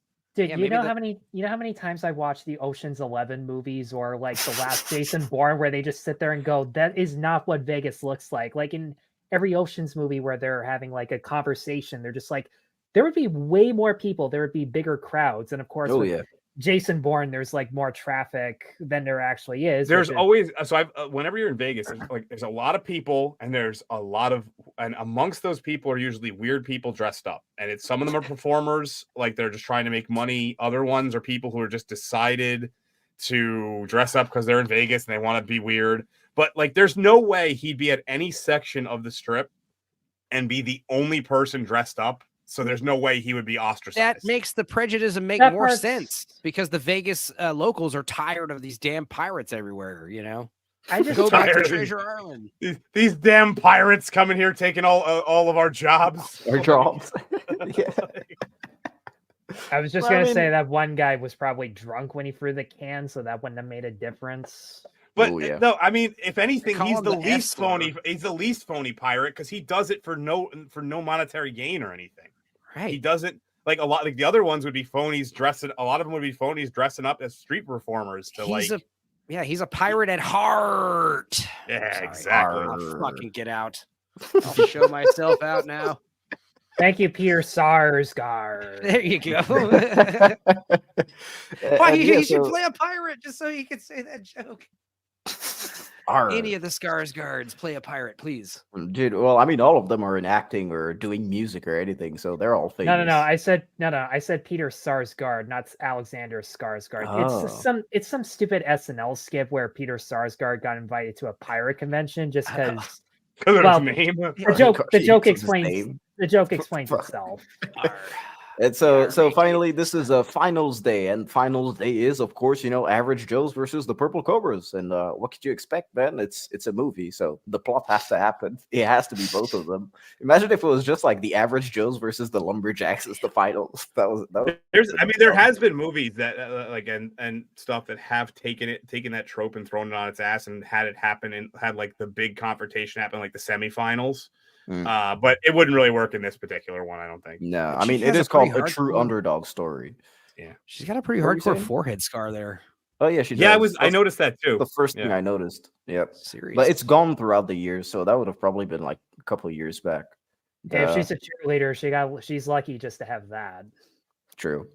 I mean, so at this point, you've got Peter that's gone for the airport, and Justin is being stolen by Amber because Derek, well, he broke every bone in his body falling down from the roller coaster. Because, Dwight is a fucking god at this point. So he has to go participate in the cheerleading championship because, well, I guess even not being part of the cheerleading team, he still knows the routine. I don't know how many times. It's because he practiced it. They say it earlier in the movie that he's been practicing so he can make the team. So he does actually know the routines. Nice. You see, set up I didn't catch. And so here's Peter. He's at the bar, and you've got him participating, and Justin finally gets the girl. Finally gets Amber. So good on him. And oh shit, it's Lance Armstrong. Just out here, I felt that way when I was diagnosed with testicular brain and what's the other one? Lung cancer at the same time. Lung cancer at the same time. Yep. Yeah. It's like, what are you dying from? Yeah, it's like shame. Gord was saying that for the dating of the movie. So Lance has won 5 times. He says. So yeah, I think he was at this point. He was saying he said more 5. than that now. So. Well, more than that now, but in the movie, he says 5 times. So if you're looking for where to date the movie, you can probably try and use that as well. So shout out to I also Gord. agree. I'm not sure if it was because Lance Armstrong isn't an actor and he just couldn't get the lines down, or if like this was like one of those things they added kind of like last minute because they don't really mention it again. Like it's not like when he gets to the tournament, they're like, oh, what made you change your mind? He's like Lance Armstrong or anything like that. So it's like I'm not sure if it was he just had no acting chops at all, or they happened to have him in the area and were like, hey, do you want to make a cameo? Like it could. They were probably out having lunch. They saw him in the restaurant. Yeah, they were like, oh if shit, it was it's Lance Armstrong. Like, yeah, but it also seems like a scene that was written like last minute. Just probably improv, honestly. That's true, because I mean every fucking sports comedy, there's that moment where, well, hell, every comedy nowadays where they just have someone mope around for 5 and 10 minutes, even though you already know that they're gonna like get back on the saddle again. So why are you wasting our time with this shit? This was almost set up because they show twice that he's in that bar and he's watching it. So it's almost like they could have easily just had him change his mind without this pep talk, and that's one of the reasons why it feels so like weird. But I also think that like if it wasn't Lance Armstrong, they would have swapped him out with somebody else. Hell, I'm really surprised the special edition of Dodgeball hasn't CGI'd him with somebody else, because here's what I mean by that. Lance Armstrong, no joke, gave a similar speech like this in an Arthur episode talking about like the cancer that he had. Oh, yeah. Because they gave one of the adults in Arthur cancer for, I want to say no reason, but I mean, there are kids who know like adults or other kids that have that sort of thing. So it kind of fits along. But 2 years after that episode, they redid that entire thing just to edit him out. And I don't. And if you know, it was because of the PED situation, right? It was exactly because of the PED situation. And I'm just sitting there going, so you're going to trivialize like something that actually happened to him, something that actually killed him because of that. And look, what he did was wrong, but I mean, he still almost fucking died from something that's pretty easy to beat. Like, you don't fuck him over just for that. Yeah, but I mean, I don't know. For me, that was what soured the cameo. I was like, Lance Armstrong coming here to, I don't know. It was just, it feels really out of place. I think that they should have put the cameo.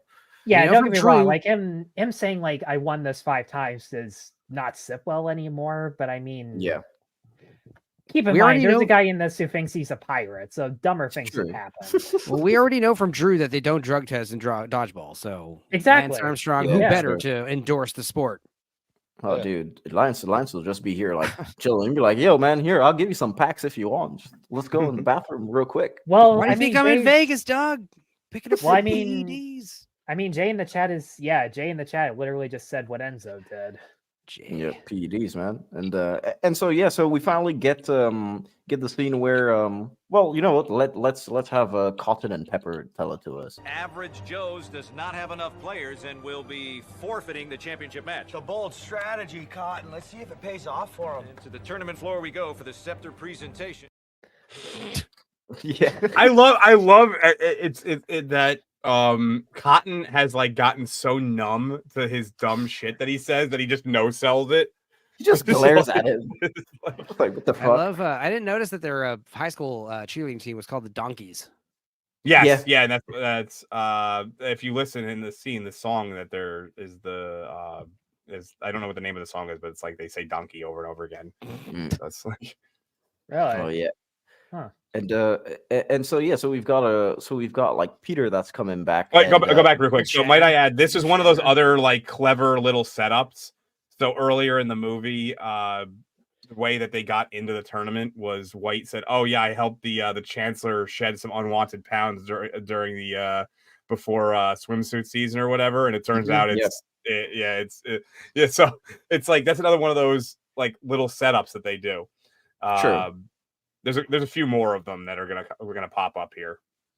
And so yeah, so basically they don't want to give them they want to keep them out of the tournament because they said that they've already forfeited, but you've got Gordon that says that they can basically overthrow the forfeit if the chancellors vote on it. So if they get 2 out of 3 thumbs up. So Drew, is that an actual rule or is there a chancellor and a yeah? You have a I don't think.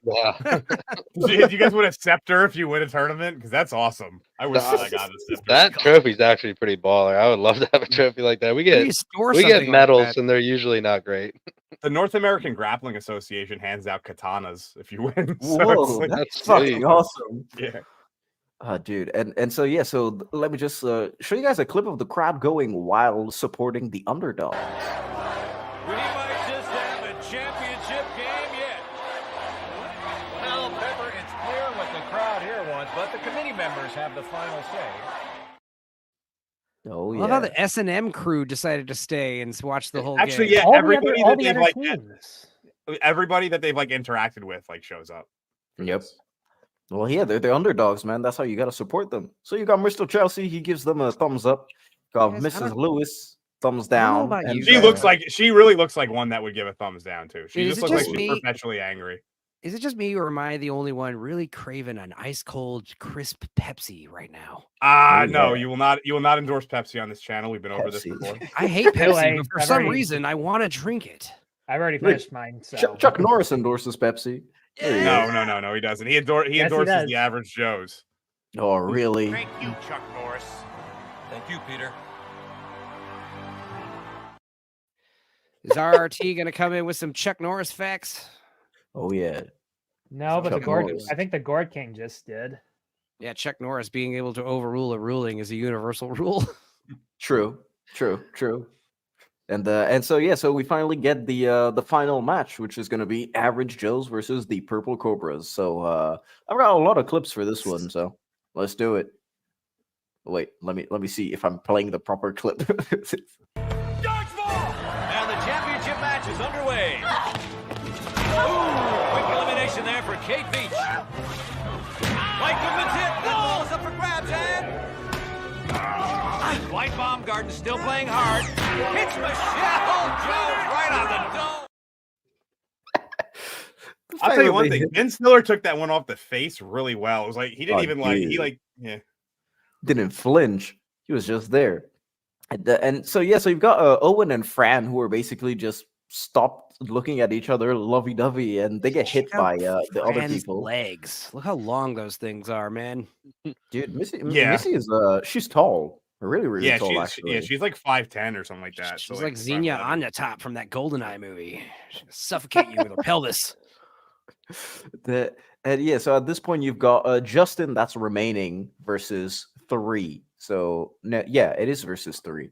And man, I can imagine the 10 situation. But Drew, as far as the dimensions for the she's 6 foot tall. She's actually Whoa! 6 foot tall. Yeah. Damn, that's actually so she's pretty Fran, big. Amazon. Yeah, I was saying, like, Drew, as far as the dimensions of an actual dodgeball field go, do you think that this is accurate? Yeah, it looks pretty accurate. We usually play on like a volleyball size court, so that looks pretty on point with it. All right, and all right. Well, I've got the clip of Justin versus 3 people. 4 Cobras and 1 Joe. Even a rabid mongoose wouldn't have a chance now. Oh, nice dodge. He's got to avoid getting hit here, Cotton. That's the key. Oh, what a great catch. And another. Peter LaFleur comes back into the game. I love you! I love you too. He's got to avoid getting hit here, Cotton. That's essential to the game. Dude, I know that would have hurt so much. And yeah, so at this point, you've only got Peter and Kate that are in the game. And White does a ballsy thing because I think that she gets eliminated. She sacrifices herself for Peter. Yes, she does. The jump in slow motion, catch the bullet. Yeah, and I mean, you have to have balls if you're going to hit your own wife in the face with one. True. Also, I mean, you gotta. He probably wasn't the one hitting. But it's also weird to have your own wife make out with another man in front of you, who's also one of your best friends in real life. Too. Yeah, because like Vince Vaughn and Ben Stiller are really good friends. So Hollywood, you can't make out with my wife in Hollywood. Anyway, so he gets a red ribbon, which I want to take this one. The referee pulls out a nipple tassel for the. That's all I wanted. This guy was one of the referees on American Gladiators. Was he? Yep. Bob Kaplan. I like the way I think that the ref Kaplan is his last played name? Straight too. Yeah, he's an actual ref. That's why he's so good at it. Okay. He's used to reffing. Is this actually how they get you out of the game? Do they like give a red ribbon, or is it like a red card, or like is that a penalty? What is like the warnings, penalties, the procedure? It's like soccer, so like yellow cards and red cards. We don't have nipple tassels. But if someone's like already out, you can't like hit them again. I mean, some teams might. Let's put it that way. Some teams might have nipple tassels. Yeah, if you're out, you don't hit them again. That's just like, unless it was like an accident. Like say if you threw 2 on. 2 at the once. The first one hits them, and then the second one hits them. Like that's gonna happen. But yeah, but like there was clearly like hit him in the face. You're pretty much gone at that point because it's deliberate, and everybody knows it's deliberate. So you'll probably hit a game, and then if you do it again, probably kicked out of the tournament. Jesus. And so in the end, it's Peter versus Michelle and White Goodman. And I always got like a Vegeta and Nappa vibe off of this particular thing. It's like, you know what, with the shoulder pads and all that shit. Like I just always to me, it always just felt like that. You know, now that you mention it, I cannot unsee it. It is, the resemblance is uncanny, man. Oh Jesus! Well, let's see how Peter does. Dude, my God, it's so accurate. Dodgeball! It's a cat and mouse game, folks.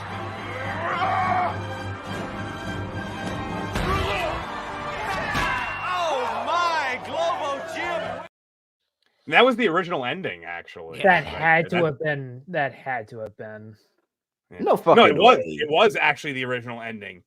So if you from this point forward, if you look closely, there's not as many people in the crowd. So they had it where it was they lose, it sucks. That's the way it works, and they actually tested it to audiences, and audiences hated it. So they came back and redid, like basically did a whole new ending. And that's one of the reasons why it's dark in the entire arena at the end. It's to show that they didn't bring back all the extras. Jesus. Oh, okay. So I think that explains why you've got Ben Stiller on the end credits saying like, well, I'll get to it when we get to it. Yeah. And also they did set up for this too, because when they were walking through the casino right before she grabbed Justin, Gordon was talking about what happens in an instance of a double fault with 2 people when it's only 1-on-1. and it's like just kind of like banter between them, but it sets up for this whole sequence. Yep, really quick setup too.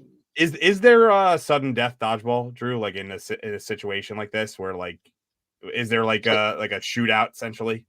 Yeah, so this was the one that I was actually what I was talking about earlier that I was gonna pull up. Average Joe should have won on this play because he stepped on the line before he threw it. Even if he throws it before he steps on the line, he's out because he's on the line. Once you hit over the line, you're out, and then your ball's dead pretty much. So Average Joe should have won at this point, but I mean, it would have been boring if it would have went that way too. So true. It's all for. But is there any way? Is there any way to have like this like single sudden death shootout thing? Is that like a thing in dodgeball at all, or? No. We have like no block games sometimes if time. So different tournaments have different rule sets. So the only thing that kind of comes close to it is it goes to no block in the world tournament. So it's all time games instead of like best of. And then say if it's 1-1, well, we'll say it's 5-5, and then time runs out.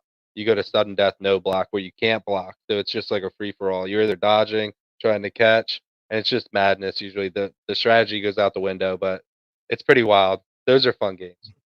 Oh, so like, like if you were to actually block out of just like habit, does the ball just count as part of your body at that point? Yeah, like, so it's called no block. So if you do go to block, yeah, you're out. So it's like, oh, that hit you. So you're out. And then it's like, oh, sometimes it does happen to players too, even if they've been playing for a while. It's just because of habit, and they're like, oh, forgot about the rule now. Sorry about that. Gotcha. Yeah.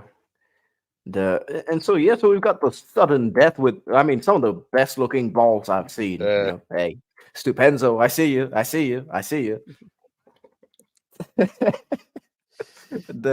So that's it. They need a good, clean fight, and this is probably almost the end of the movie. You look awful fat in those pants.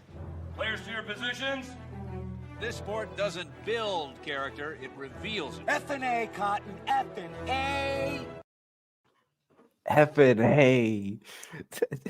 Yeah, so we finally get Patches and a close-up of the disgusting scarf that he gave this man. Jesus Christ. It's actually his jizz rag for all the hookers. 100%. Oh, shit. Dude, 100%. Because Jesus, man, and the way that they just added him, because I'm sure that he probably didn't want to come on set, Rip Torn. He was just like, "Fuck it, man, add me in digitally." Because that's probably I wouldn't be shocked if they had like that was the workaround for it to not bring him back in. Oh, for sure. I mean, well, I'm sure that if he was actually on set, they would have done like a Force Ghost type of thing. The reason they probably killed him is because they couldn't afford him anymore. That's for sure. Because the budget of this movie was $20 million for 2004. It's pretty big even for a sports comedy. But at the box office, it hit about 168 million, which is pretty good profit. And man, really surprised that they didn't greenlight a sequel. Like there and then.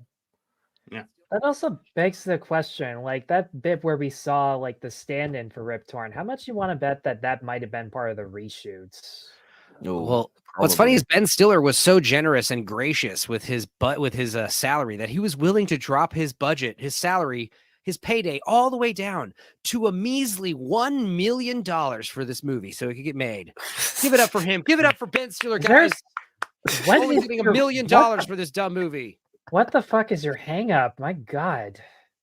Oh, I'm just saying Ben Stiller is I mean, Ben Stiller was the producer, so he was giving out his money, He can drop his pay a little more, right? I mean, for a 20 million budget, I mean, I'd say imagine if the budget was 5 million. I'd say he should have dropped down to like at least 500K, but 20 million is fine. It's fine. You could do this. 2004, you didn't have inflation that had hit you like today, so it's good. Funny how we call him like Hollywood royalty when the reality is he makes more than literally everyone in his family since the beginning of time. True. Well, he's Hollywood royalty because he's a second generation star. Like his father was a star, he is also a star. So that's why it's calling Jerry Stiller a star is a bit of. Well, he was a comedy star. I mean, it's like he was in a lot of TV shows. He was a comedian for years. Like he was around. Jerry Stiller was around. I know, but I mean, Not the way this guy is, though. Well, yeah, I mean, obviously back then it was different too. It was, you know, dude, especially considering he's only 5'7", he really gets around. The guy, the little guy.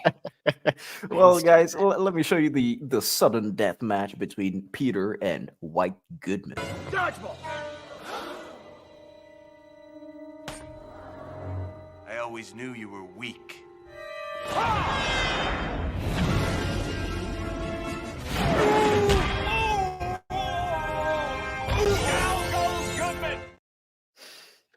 Dude, they didn't even hit him in the face with a real ball. That ball was fully CG. You could tell. yeah, I love how he grabs it. It has like no air in it. It's like, dude, and so Average Joe's win, ladies and gentlemen. Average Joe's win. You cut out the best line though. It's Air Goodman coming at you. Air Goodman coming at you. Boom. Or when the when he's like he's gonna have a hard time seeing with that blindfold on. Oh, I think Pepper's best line in terms of like stating the obvious is I talked to White Goodman before the game and he told me they really want to win this one. Yep. And like, what's his name? Just glares at him again. Yeah, it's Cotton McKnight. Back to like what Uninspired was saying about like the Force Ghost. Like it would have been way funnier now thinking about it if it was a Force Ghost Rip Torn saying his inspirational trip, because he does like a Star Wars type blindfold himself, use the Force type thing. Oh damn! Dude, I'm telling you. And so well, they win. You get Fran and Owen doing. I don't know what the fuck this is, but yep, it's something, I guess. Usually you pay extra for that sort of thing, Cotton. And Dwight is out here just chilling, man. Dwight is winning big. He's like, I had like 9 lines in this whole movie. I hang out with people. And hey, you've got Daddy's right there at the back on the far right. You can see him. He's still here. Yeah, Daddy's there and all them. They're like the biggest fans of the Average Joes now. Yep. And here, $50,000 and no cents. Exactly. That's how it is, the grand prize check. And of course, what we learn now is that Peter actually sold the Average Joe's gym for $100K and he took the bribe. However, he went there in Vegas, baby. So he went in and he cashed in. So what was the odds? 50-1, I think that was 50-1. Yeah. 50-1 odds. I'm just realizing that treasure chest literally says Deus Ex Machina on it. Yeah, They literally are rubbing in the reshoots right in our faces. Yep. Oh, dude, that's just brilliant. I love that. So here's the thing is that they were able to work this correctly because I that's another thing. I'm not 100% certain how that whether or not they went and re-recorded the lines or like ADR'd them over, because they had to say at some point that they were going off of 50-1. And it was already written into the movie that he bought it for $100,000. So that was already written, unless they added that later. And they said way earlier in the movie that it was in the first scene that they talked to each other where he's like, my gym is worth $4 million. Your gym's not worth 4.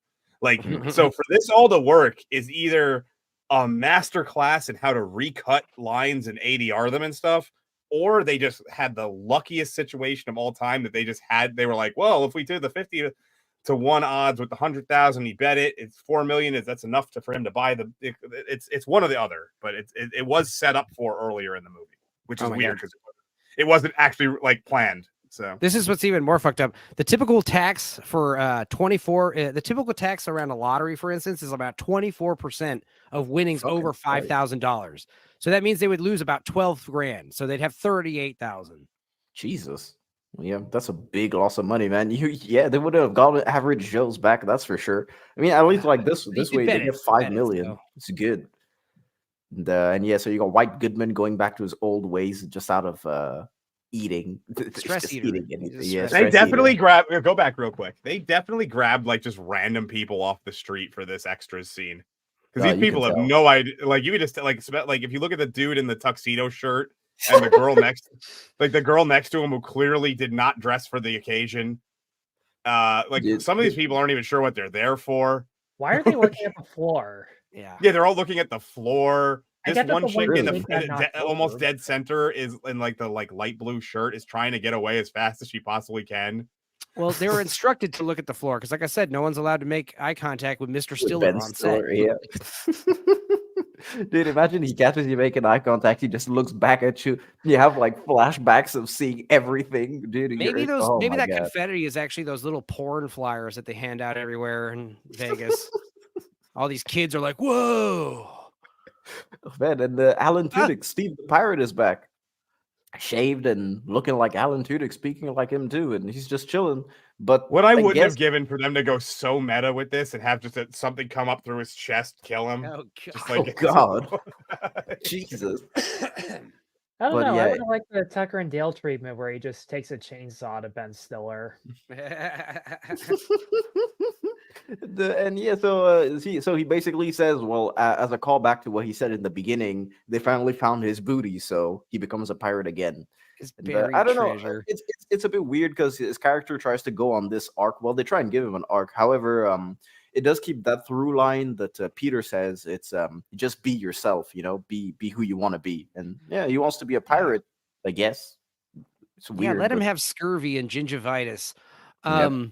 But I like the part where I like the part where Owen is like, they're talking about like, Steve, Steve's gone. He's like, who's Steve? Steve the pirate. And he's like, I don't know who you're talking about. And then when he shows up looking totally normal, Owen's like, oh, Steve. Yeah, Steve the pirate. He said Steve the pirate too. He goes, oh, Steve the pirate's here. It's like, yeah, then Dwight just looks at him like, what the fuck, man? Dwight's reaction is just everyone. And here you go with man, Kate's just out here talking to her girlfriend. And I guess that's how it is. But she's bisexual. Then you got Dwight at the back just looking. It's like, what the? What did he say? Oh snap! That's how the movie ends with him saying, I'll see if we can get Lance in here just to give a couple of comments real quick because I know he likes this movie. He's going to be in for literally like 5 minutes, but then so we get the obscure sports quarterly with the average Joes win it all, and man, that's how it is.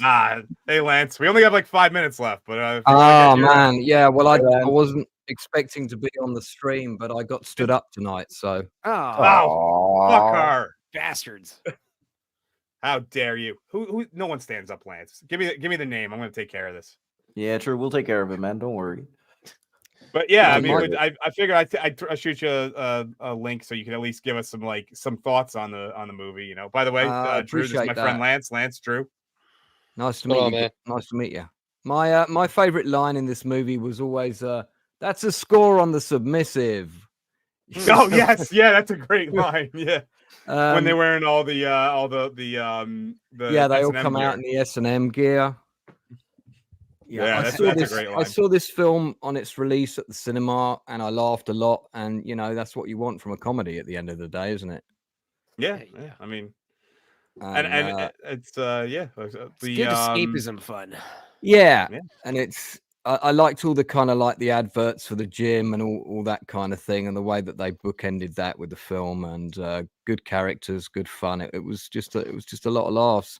Wasn't there a sequel in the works at one point? Yeah, we talked about that briefly. Like how every 6 months they talk about a sequel. It's evergreen lit, basically. Yeah, I mean, I don't know that it needs one, and I don't think it would be as comical really, because the gags kind of sort of work for this movie. But I think if you took them forward, I don't think it would be funny. Yeah, it works for the period that the movie is set in. It is it's a product of its time, kind of like a lot of movies back then. Yeah, very much so. But I'd give it like a solid 8 out of 10, I think. I don't even know where they would go with a sequel. Like, what can you realistically do? Like, there's no reason for average Joes to like play the Cobras again. The Cobras have effectively lost one of their teammates because of the fact that she's like with one of the average Joes.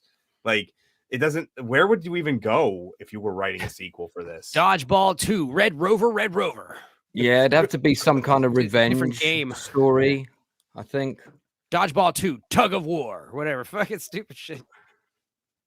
Yeah, I don't even know where they would go, to be honest with you. It's just like there's zero reason for the average Joes to put up anything in this in the match. Like, I mean, unless they just do a complete role reversal where like the average Joes are the douchebags now, and Globo Gym is like trying to I mean, White Goodman is probably trying to come back or something like that, you know. And he's the underdog this time. I don't know.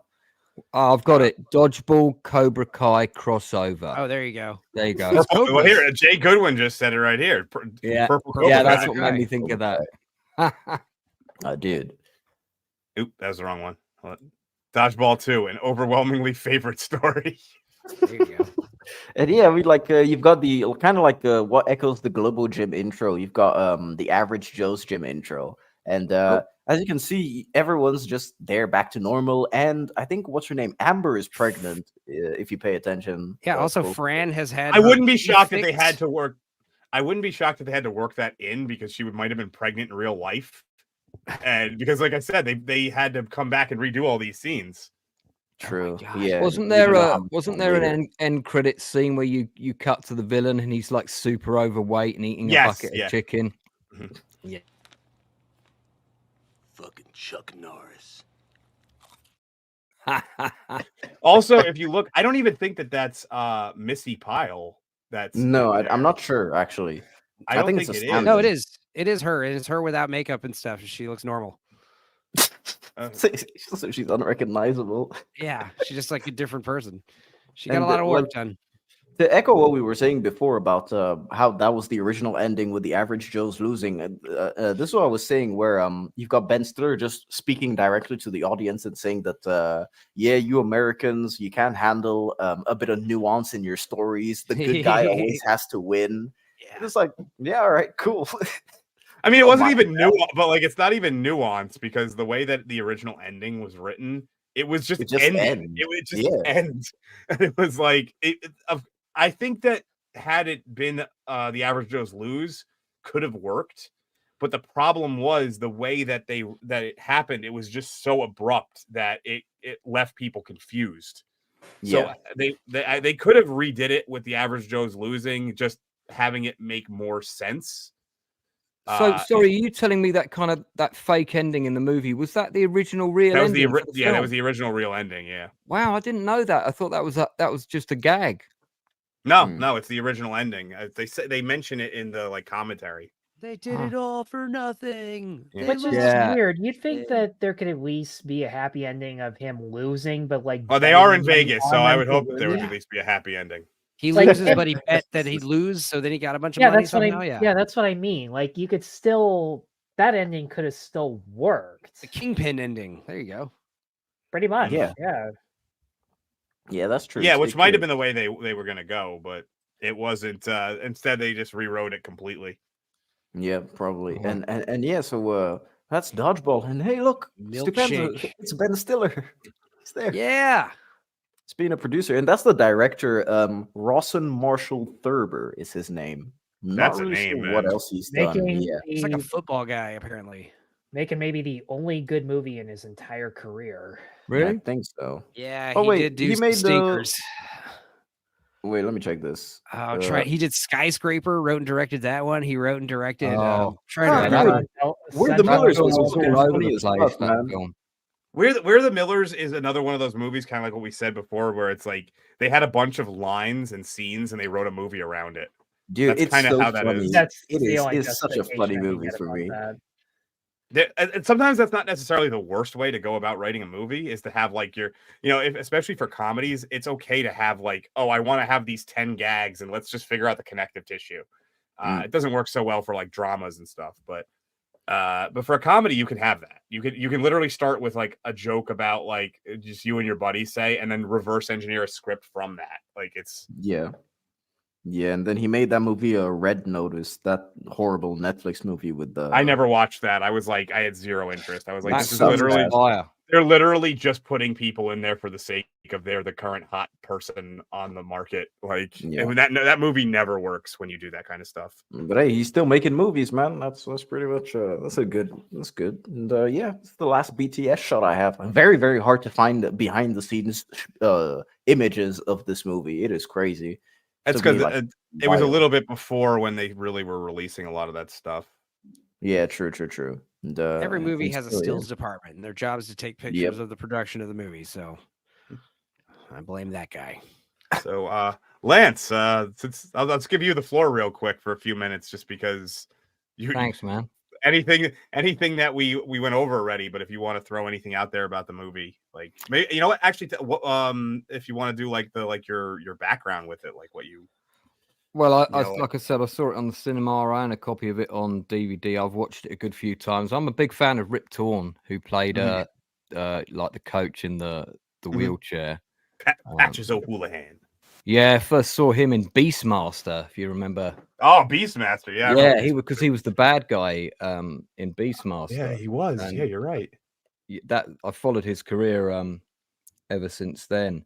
No, man, I'm just really like peed off with the woman who stood me up today that stopped me from participating in this stream, from the beginning. This is what I'd say to her. Yeah, man, what's that all about? We're gonna dox her. She's gonna get literally dozens of people to come after her. Literally dozens. Well, she's not on social media, so unfortunately. We got uninspired. He'll figure it out. He's a cat.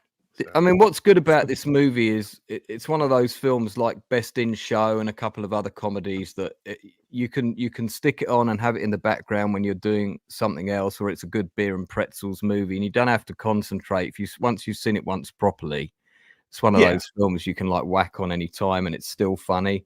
And I think it holds up really well. It wouldn't get made today, though. Oh hell no! Which is a shame. But well.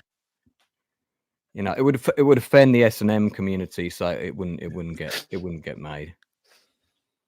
But yeah, no, I like it. I think solid 8 out of 10, 7.5 maybe. I mean, last time I watched it was about 6 months ago. So, but I always liked it. And I think they're really good together in the film, Vaughn and Stiller. Well, they've been friends for a long time, so they have a pretty good chemistry with one another.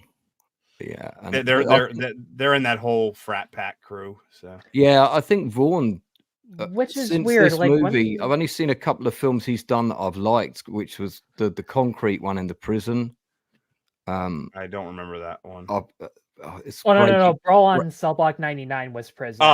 Thank you. That's the one. Thank you. Although Dragged Across Concrete is one of Vince Vaughn's best.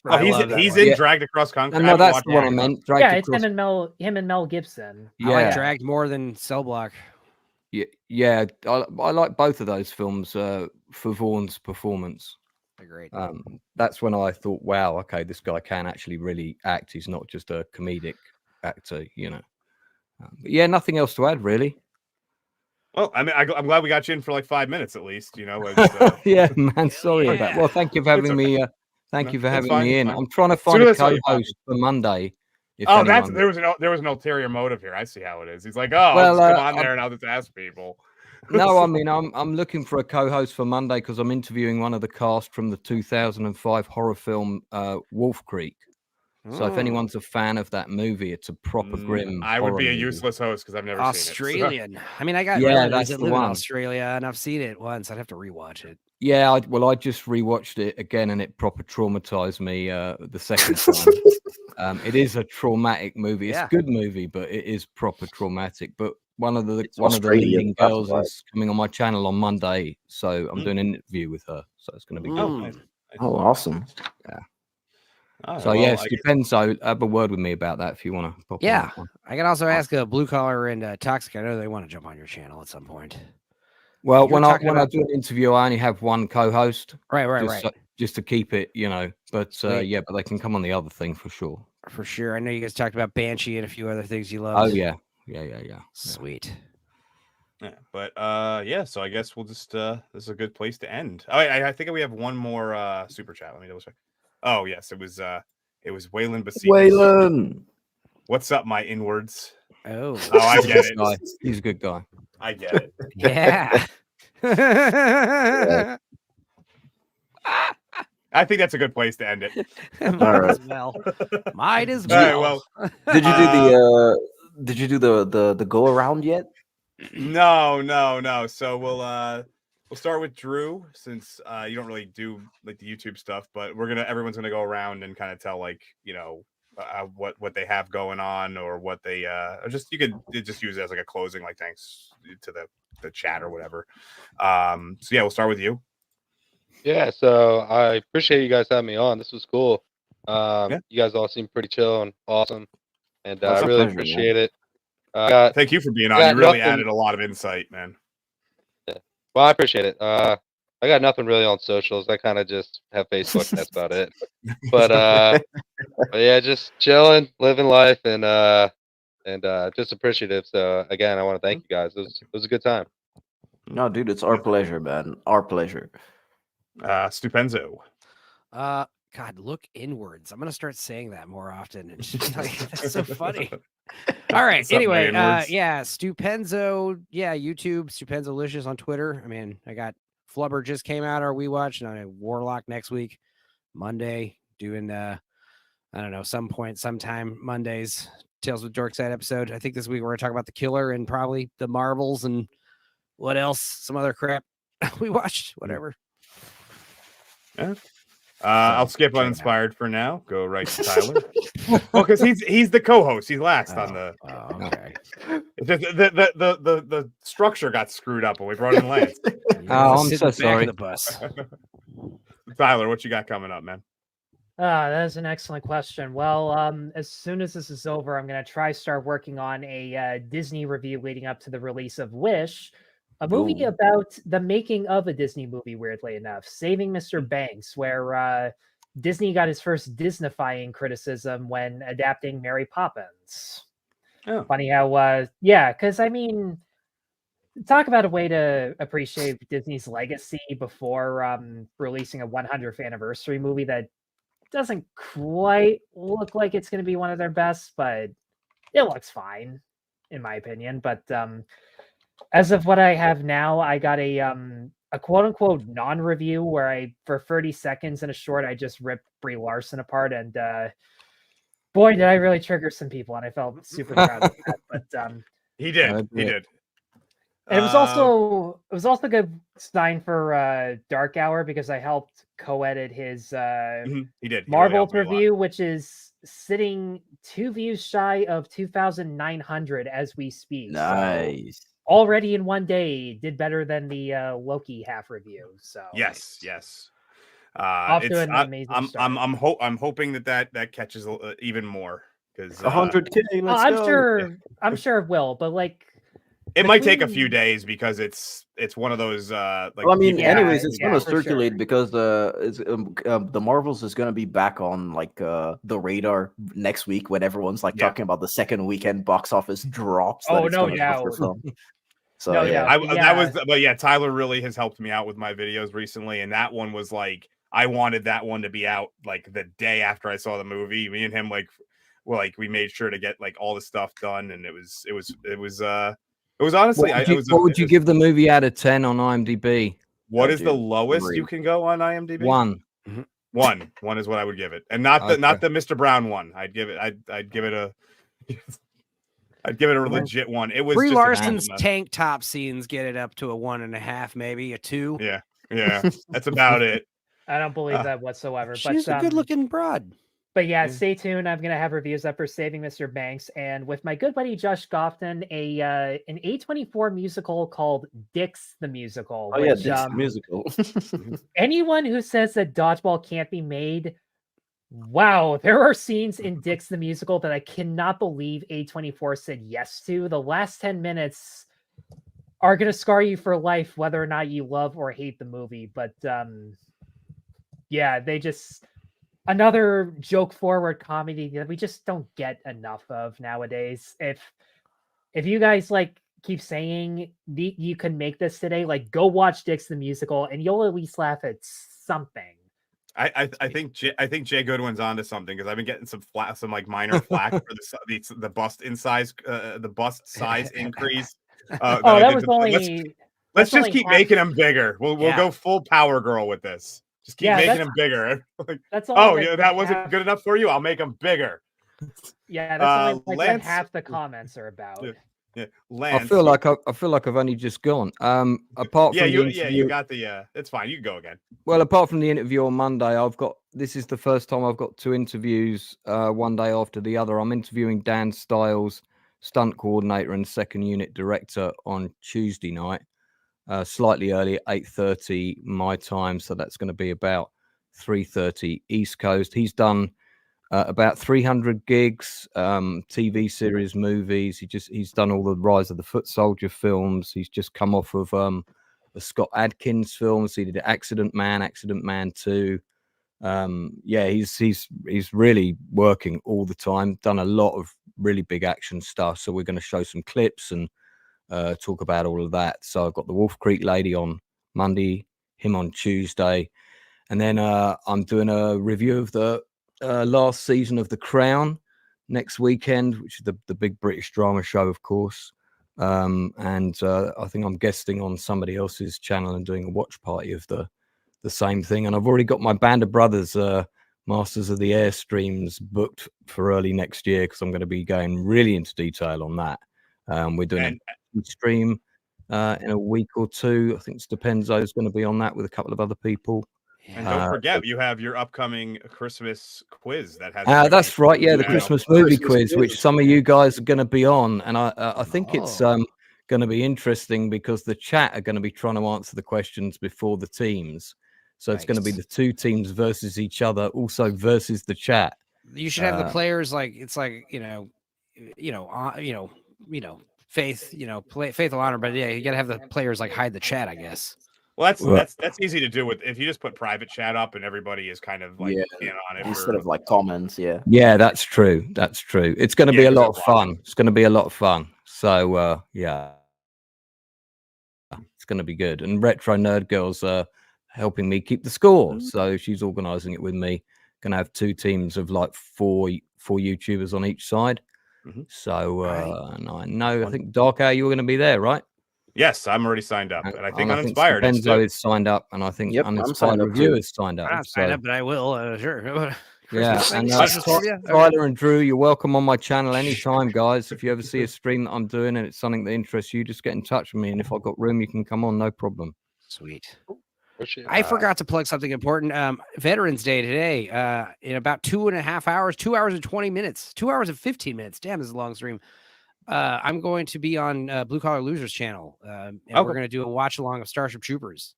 Nice. So it'll be me and Toxic and Blue Collar, and if anyone else wants it. I love that movie.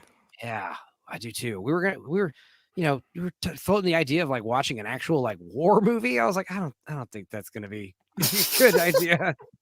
Starship Troopers. It's a perfect movie for Veterans Day. It's about a world built by veterans. So maybe if you guys are still up, check that out. Uninspired, I guess you're next.